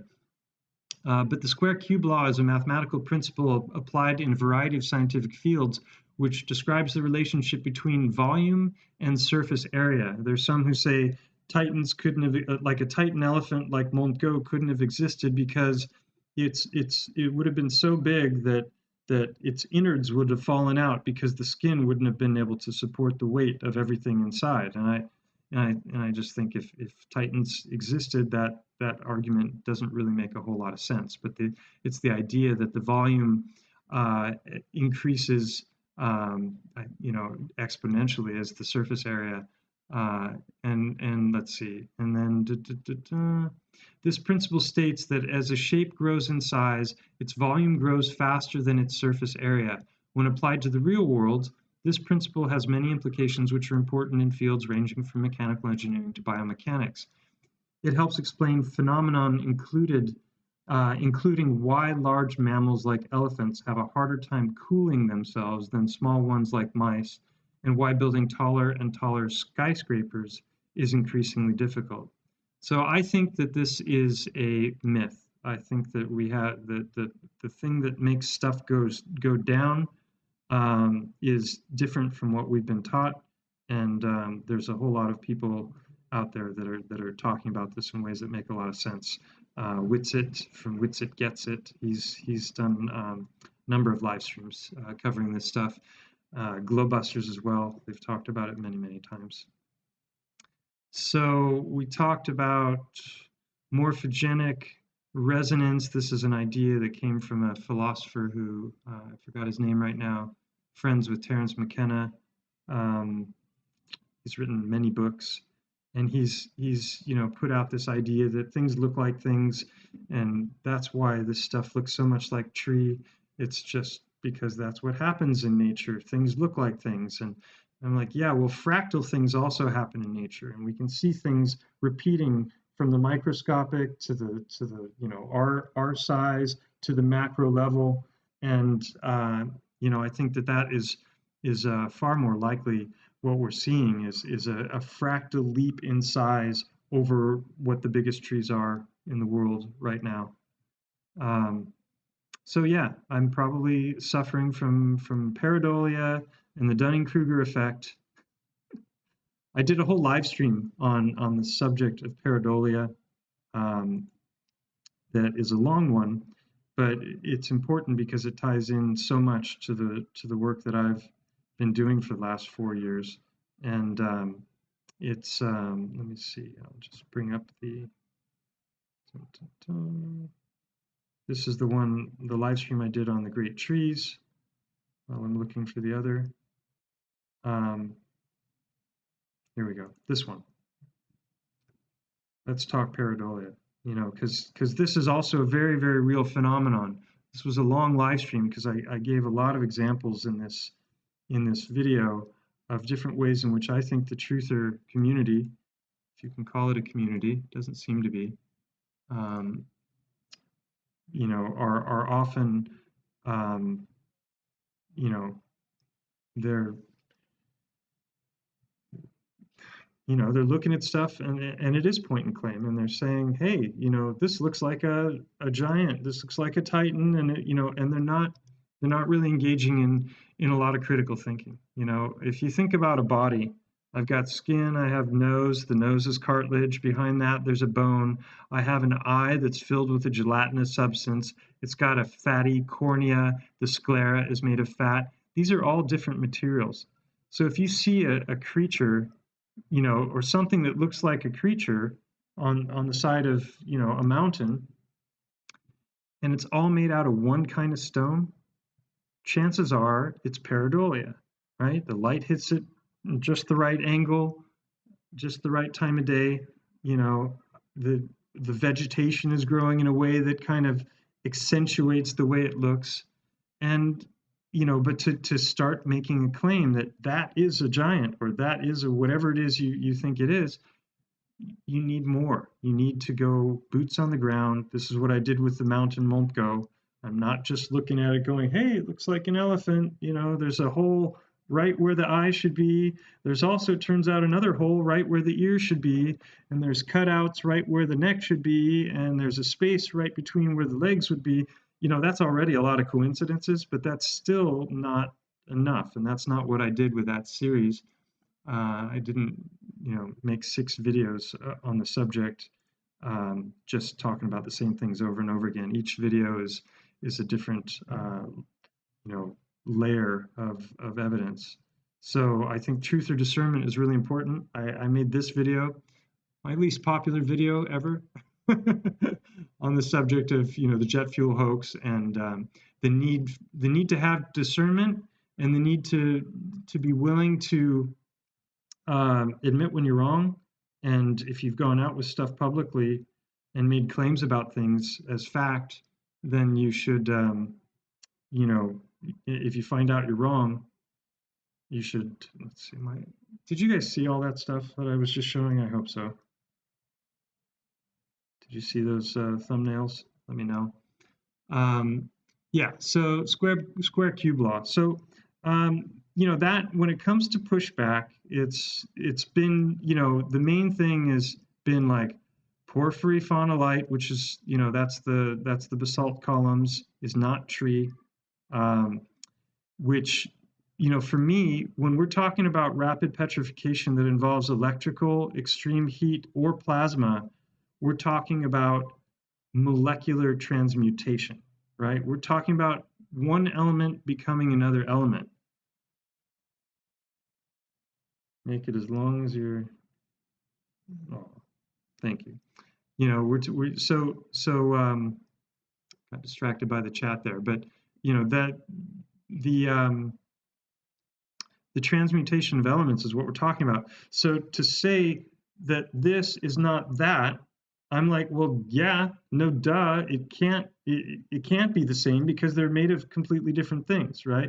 The question is, are there scientific experiments like spectroscopy, for example, where you could see that there's an overlap that would show that it's not just pareidolia, it's not just this looks like it, but wow, also there's a whole list of different elements in certain percentages that if they were to transmute would probably become something close to them on the periodic table, and then we see that there's kind of a similar breakdown. This is the kind of thing that I can't do. I don't have the knowledge for it. I can look into it, but you know, this is going to take people with laboratories, people with knowledge about how to, you know, look at that stuff, and that's where it has to go before we can start to really have anything that would be accepted by the mainstream. It still won't be accepted by the mainstream because you've got the peer review process. You have all of these societies with vested interests in keeping their narratives and keeping their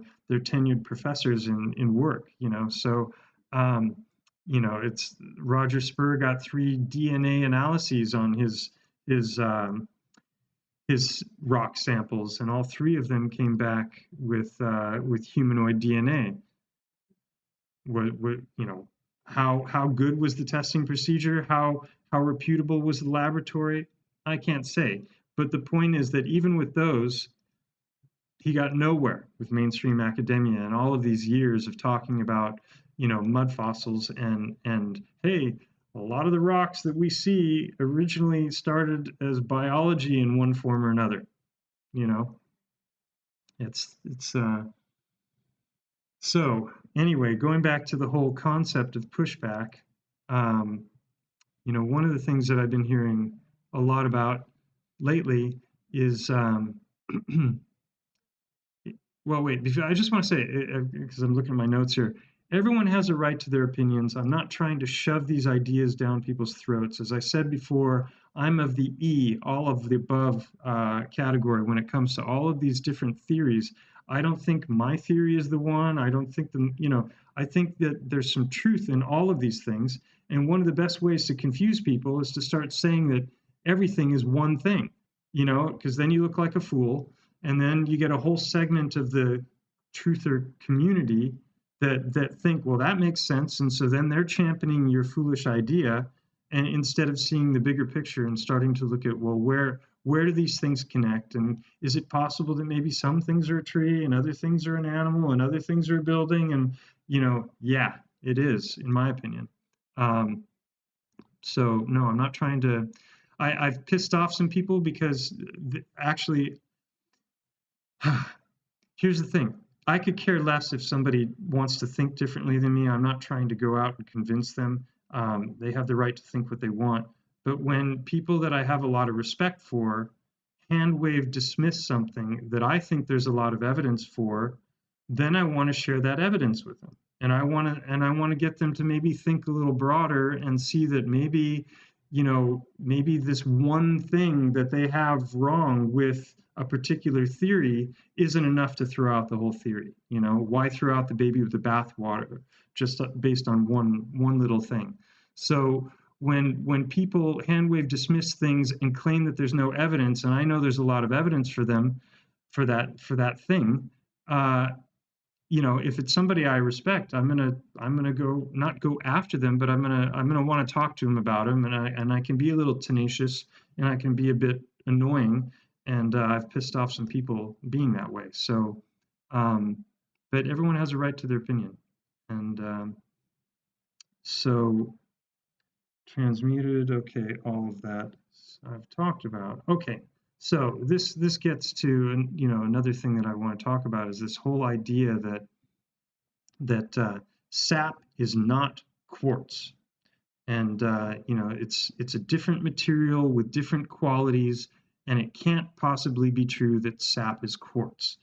Now, first of all, again, this gets back to what I said before, is that if there's been some kind of a petrification process that doesn't involve permineralization over millions of years, or even a rapid permineralization, but involves you know, some kind of a high force event, then you're going to get a transmutation of elements. So to say this cannot possibly be that based on its current structure, to me is not, you know, it's ruling something out that doesn't need to be ruled out.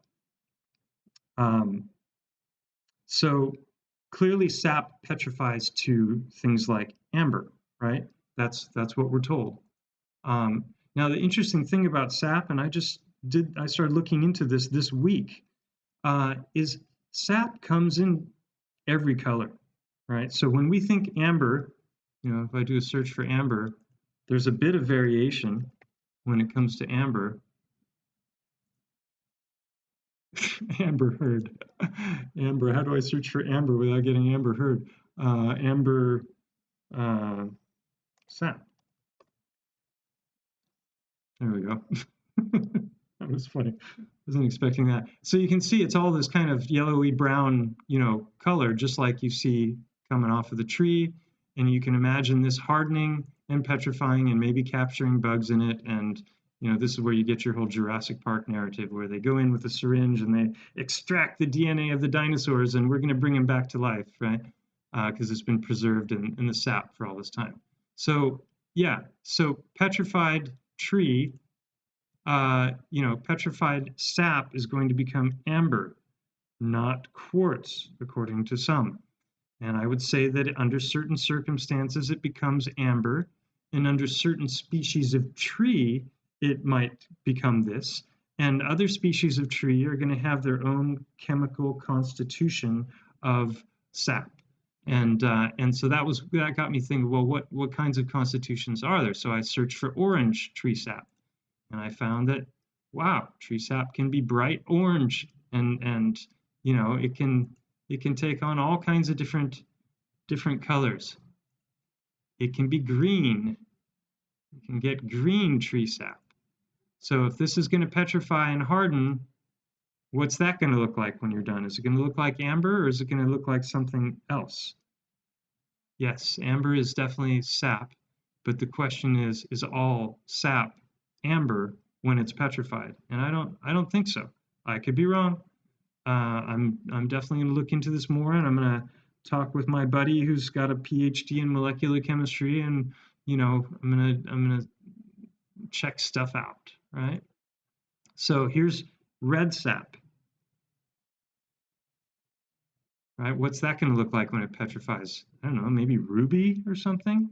You know, what happens if this gets hit with plasma and it doesn't just harden? What would it become then? That's the thing we got to be asking. What is this stuff going to become when it's hit by some kind of a high power force? Because, you know, we know that there's been 5 great dyings off in the geological record, even according to the mainstream narratives. So, you know, they say it's comet strikes, and you know that wiped out the dinosaurs, and you know, what are the forces involved in something like that? You know, what are the forces involved in a high level you know, plasma event?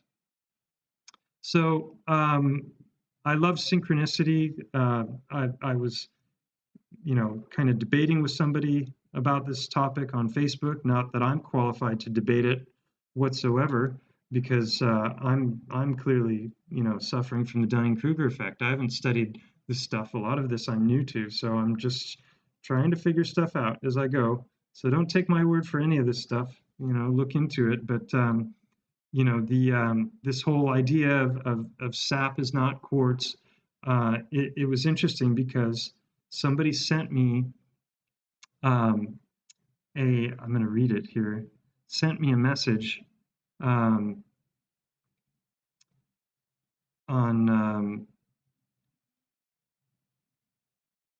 Telegram. Wait, let me see. Sorry. So this guy's saying to me, and this was totally unrelated to, you know, this subject, but he just out of the blue, as I'm pondering these subjects, writes me, I also think piezoelectricity is a huge factor. Piezo means pressed, and electric means amber. So pressed amber. So if you get into the etymology of the word electric, it actually comes from amber, and amber is made to is used to make electrics, which we're going to look at in just a moment. So when most people think of piezoelectricity, they're thinking of quartz crystals, because piezo means pressed. So basically, if you put a mechanical pressure on a quartz crystal, then this is not my area of expertise, but that gives an electrical charge, or it basically, you're converting mechanical to electrical, right? Piezoelectric effect. So this quartz crystals are used for this in watches. They're used for this in all of our electronic devices in order to, you know, for time, for all kinds of different things. So piezoelectricity is a huge factor. So the word is coming from pressed amber, which is interesting, because what does that have to do with quartz? And that's what most people are thinking of when they think of the piezoelectric effect. But amber is tree sap or resin. Electrets, which are this this what we're going to talk about here, are man-made piezoelectric crystals, which seem to have very little public research into them, yet they're used in every single microelectronic that uses a microphone in existence. Man-made electrodes are made with melted tree rosin and carnauba tree wax, and then they're cooled in the presence of extremely high voltage. Carnauba wax is the gloss on a certain Brazilian tree's leaf. The holly tree leaves also have a noticeable glossy wax like the carnauba wax. In other words, piezoelectricity is based on tree leaf wax and tree sap resin and quartz crystals. So in other words, an amorphous fluid, sap or resin, amorphous meaning it doesn't have a crystalline form, when it's heated and in the presence of high voltage, will take on, hold, and slowly release an electric charge over time. Now, this obviously doesn't answer the question about how the sap would transmute to quartz, as we saw in Hangman's footage.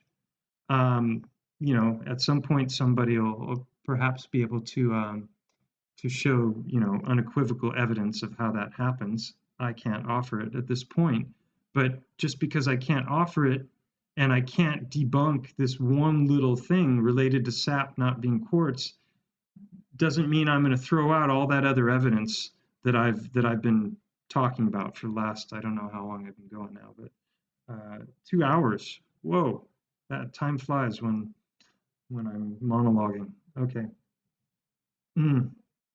So, you know, so I can't answer the whole how does sap transmute to quartz, but to deny the obvious empirical evidence and claim claim I see rocks seems a little narrow-minded to me when people are looking at this stuff, while also citing the piezoelectric effect as proof of why it's not possible. It seems hasty to me, especially now that I'm aware that rubies can be made in a microwave in seconds. So anyway, just my thoughts about that.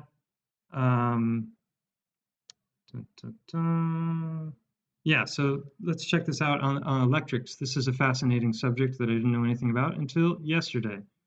G'day everyone. Today we're making electrets. We're going to use the traditional recipe, dates right back to the early days of electrostatic research. We're going to use this carnauba wax, which is a natural wax, comes from an African tree. It's particularly non-conductive and it's the hardest known natural wax. It has a unique molecular structure which is pretty much ideal for making electrets. Here we have white rosin, same stuff gymnasts might use on their hands or rock climbers. This is a fairly coarse crystalline stuff that I got quite cheaply. And these are mixed approximately 50-50 by mass and melted together. The end result is quite brittle because of the hardness of both of these materials, so we plasticize it with about plus 10% by mass pure beeswax. This is just normal white beeswax as you might make a candle. Beeswax seems to me like the bee version of sap. Or for preserving or whatever the heck else people use beeswax for. Again, this was cheap, just got it and it seems to work fine. You could probably use paraffin wax or any number of other things, but beeswax is more likely to be miscible with these two once they're melted. So, yeah, Willie in the chat says if you rub amber with a woolen cloth, it becomes electrostatically charged. Yeah, so amber's got electric, you know, qualities big time. Into the beaker they go, and I've got it here on the stir plate with a magnetic stirrer. Melt them down, you get this sort of deep amber coloured solution. It outgassed a little bit for a while too, and there was sort of a turpentine odour which might have been some residue in the... so this is where he starts to... The mould, as you can see, has... So he's got this between two plates, and you know, I don't understand the whole electrical stuff, but basically he's going to charge this thing up. There's two pieces of PCB material for electrodes. They're covered with Teflon tape as an insulator and also as a release agent. In between, there's a P and an A mould which I laser cut. It's just a cylindrical cavity in there. It's also a thermocouple, so I can tell what's going on temperature-wise. The whole thing is polarized to about 10,000 volts using this granitron power supply. And the material's poured in hot. I preheat the mold a little bit with a hot air gun just to make sure it doesn't freeze instantly to the sides, and allow it to cool down back to room temperature before demolding it.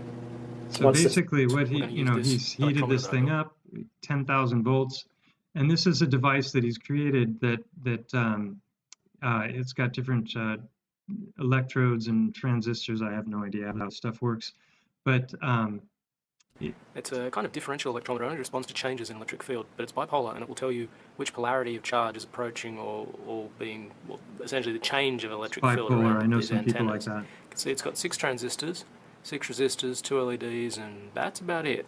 Circuit diagram wise, I built this to pick up. This is the circuit diagram. Fun for us. We have another one here. This is where it gets interesting. They're also pretty darn useful, as I'm about to show you. Okay. So here we have PCB material, double-sided, glued to a piece of glass. This is basically an old-fashioned electrophorus. We have another one here that I've earthed, and I'm going to take the electret material that we made earlier. I've got it wrapped up in the alfoil to protect it. Okay, so it also has polarity. See, just a brown-looking waxy thing. Not a particularly good moulding job. There's some shrinkage, etc. I've still got to work on that. But this froze in an electric field of about 10,000 volts a centimetre, so it's got quite a strong electric charge embedded in it. It's actually raising the hair on the back of my hand. Anyway, so if we take our electrometer here and we approach it with one side. So if it can take on a charge and hold that charge, what would happen if it got hit with lightning or a plasma event? You can see that we get the red, focus. The red LED here lights up. Now if I turn it around, blue LED lights up, and you can note that when I pull away, the opposite LED will light up. So an amorphous fluid with heat has been hardened and it has polarity. It's actually not that strong, but this electret hasn't been made for very long, so it's probably still in the process of reversing Again, the mark pitch surface. And I'm going to test it. This isn't proof that sap petrifies to quartz, but I think it's pretty fascinating how this is coming about, what its properties are. Again tomorrow to see if it still has the same polarity. This particular electret is well known for going through a polarity reversal 24 to 48. It'll now light the red LED. So he's also the blue, obviously. Yeah, so he changes polarity. So he's basically using this thing to charge up this. It's working quite well. And then there's a lot more things you can do with electrets. I'll follow up. I jumped ahead too much. Do the same thing again. It'll now light the red LED. Yeah, so he turns it over and he shows the polarity of it. So it's just an interesting thing. I will put that into the chat, and that was the same video. So yeah, there's not a whole lot out there on electrets on YouTube, but you know, this gets into the whole amber thing and terpenes, resin. It's complicated stuff. I don't, you know, I wish I knew more about the. I wish I'd studied chemistry, real science, you know, applicable science. But this is looking at terpenes, and this is the etymology of the word electric, which is coming straight from amber, which is also pale gold. Fascinating. So this was sent to me by somebody, I don't recall who it was. This is a tree stump that is just oozing amber, and he or she who sent this to me said that it had hardened basically to stone just in the open air. And tell me that doesn't look like quartz, but it's just sap. But maybe it becomes something different if you hit it. I don't know. But that is, you know, that's looking very quartzy to me, not so sappy. And then I've talked about this in other streams, just this whole idea of how different biological materials can be infused with all of the different elements of the periodic table. So trees can become metal, and shells can become metal. You know, here you've got, this is petrified tree, this is agatized, so I'm sure some of this is quartz, but the official narrative is that that has basically infiltrated the wood over millions of years of time, and that's how that got in there. And what I would suggest is that there's probably different ways in which the trees can petrify. And, you know, some of them are going to result in something that looks like this, where there's no agatization, right? This is petrified wood, and you can see how it's breaking down and all the different colors, but there's no agate in here. Maybe you might be able to find some quartz somewhere in here, but this is not agatized. So, you know, my instinct tells me that this kind of petrified wood did not come about in the same way as that other petrified wood. You know, one might involve flooding with high mineral content water, and the other might involve electricity or melting through heat.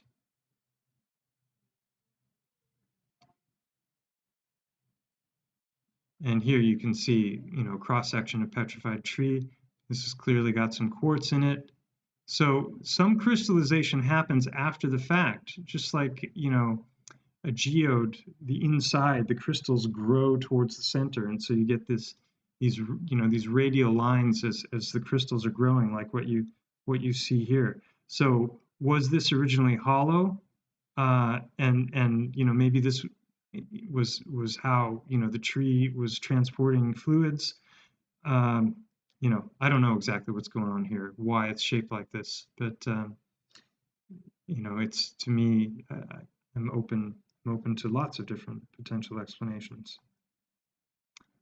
And this is just getting back to the idea someone said in a stream that I saw yesterday, like, why couldn't some of these mountains just be gigantic crystals that formed, you know, when the Earth was young? And I don't see any reason why that's not also possible. You know, this is fascinating to me. I think Roger Spur from Mud Fossil University theorized that selenite, which is what this appears to be, but maybe it's just quartz, I don't know, that this is actually parts of the tendons of titans. And, you know, perhaps, I don't know. But you know, there's probably some mountains out there that were just crystalline also. And, you know, there's a lot of this. I just showed this because this ties into some of the theories related to Devil's Tower. This is actually flax plant stem, but there are other examples of this kind of growth structure. And you get this hexagonal, you know, stuff, but they're all different sizes here. Whereas when you look at the basalt columns, I think they're always the same size. They can have lots of different shapes and curve and flow, like, you know, grains of wood, but they're all more or less the same size, I think. So I don't think this is a good example of that. But the basic idea is that if it was a tree, some hypothesize that the outer portions have long since been torn away, evaporated, the floods have taken them, you know, the elements, and then what remains of Devil's Tower is just this portion, the central portion. So that's just another theory out there. And yeah, so that was today's presentation. And let me just look at my notes and see if I've forgotten anything, because I've been babbling for a while now. Trees and quartz. Let me just show this because I've mentioned it now a couple times. This guy making a ruby in a microwave.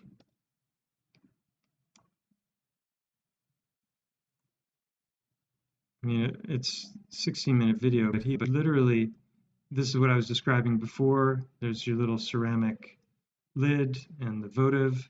He's taking... People do really amazing work with these little microwave kilns. He's taking chromium oxide and sandblasting or tumbling confuse lapidary. glass. So sandblasting, that would be sand. So silica, I suppose, mixed with chromium oxide, puts it in a microwave. He tries different experiments that fail, and he finally gets one that works well. And literally, here the crucible breaks because the heat was too intense for it because the glass was too thin. So then he goes for this thicker glass like you use for a votive candle. Puts in a couple of powders and gets out. And also it's got a tiny from a microwave in 10 seconds. Into the seed material at the bottom of this candle holder. What we're looking for in the proper positioning of these aluminum fibers is to have them about halfway that plasma. Only about 10 seconds. Right.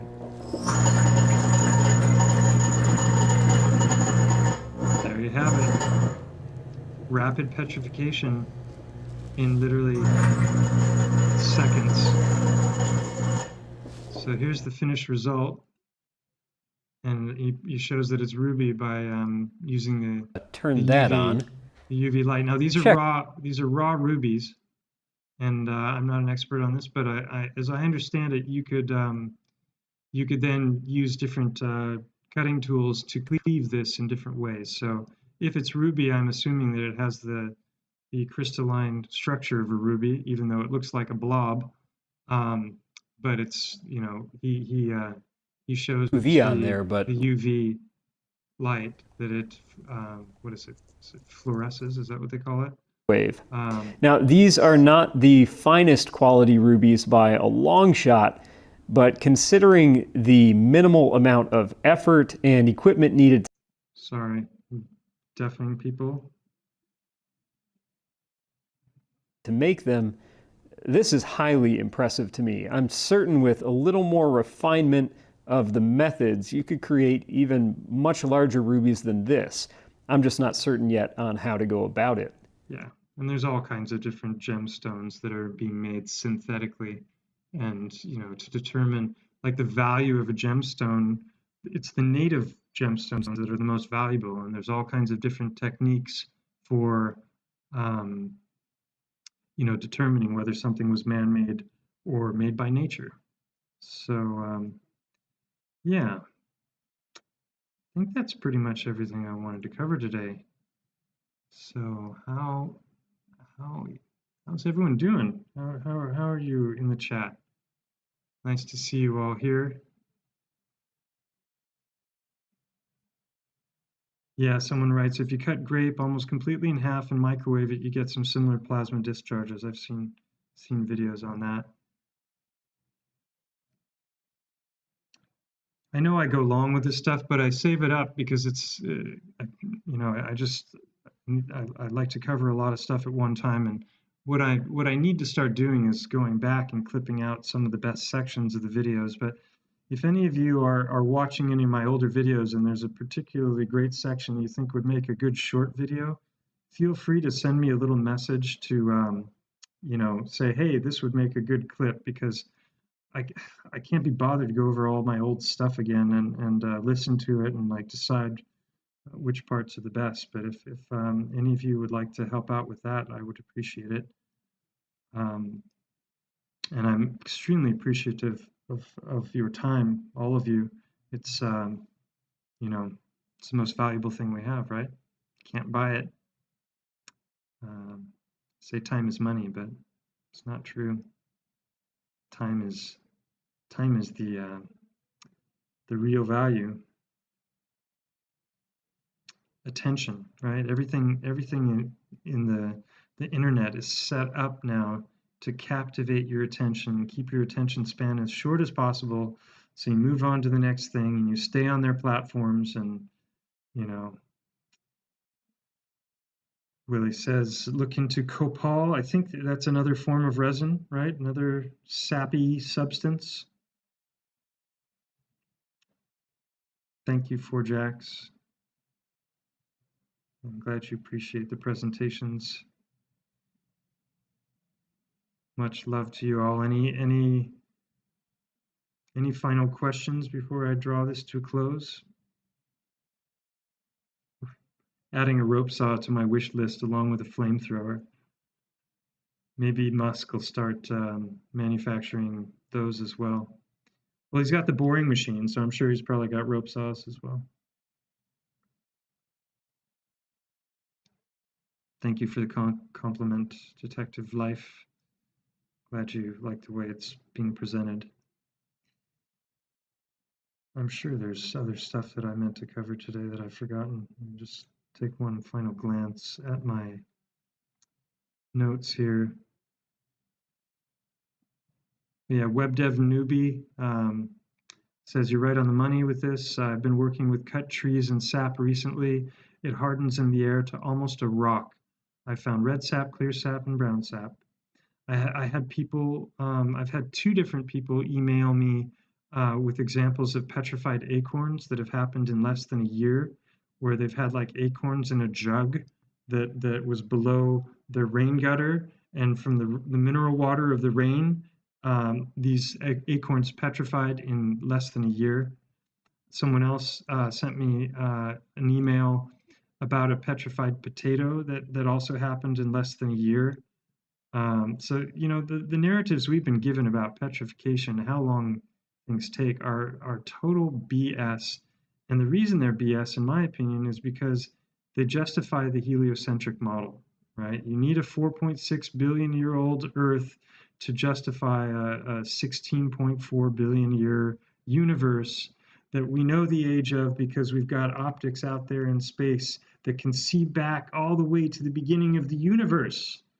It's amazing, our technology, but they can't seem to show us real live footage of the Earth, you know, with actual weather that you can verify on the ground. So until they start doing the, you know, the real basic stuff, I'm not going to believe anything that's ever coming out of NASA or SpaceX. What a joke.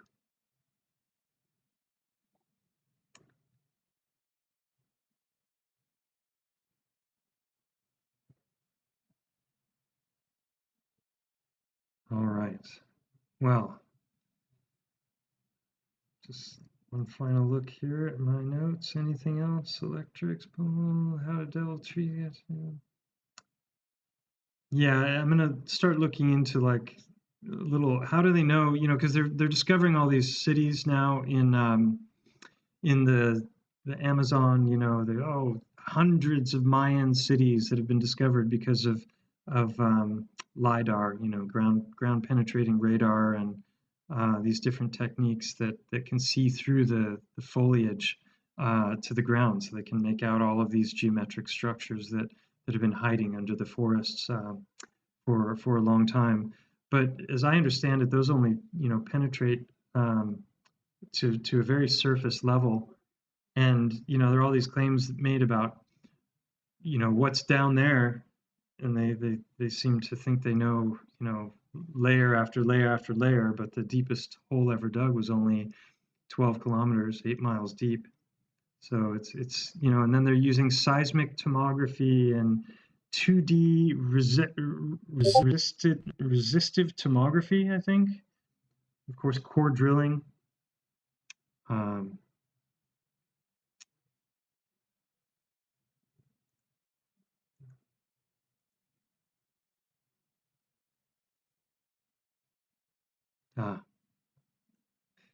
Yeah, so we had a potato petrify in our kitchen junk drawer. It had to be less than a year. My mom was religious with spring cleaning. There you have it. I'm not sure if you're the same person who sent me an email, green tea, but if you're not, that's 2 people with petrified potatoes. They were probably terrified that they were going to be thrown into the fryer. And then they got, you know, first I was afraid, I was petrified.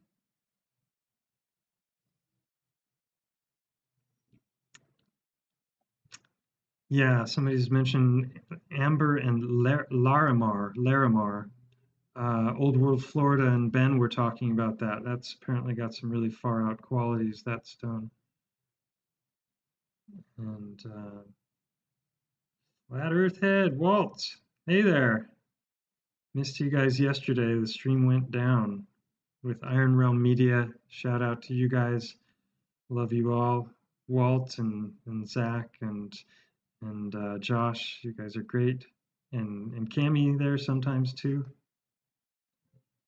Yeah, much love to everybody for joining the stream. I hope you enjoyed it. And was fun, and you learned some things that you didn't know, and got exposed to new ideas, and got some more evidence, that I believe is in favor of self-evident proof, really, that the great trees were real, and shouldn't be dismissed with a hand wave just because sap cannot petrify to quartz.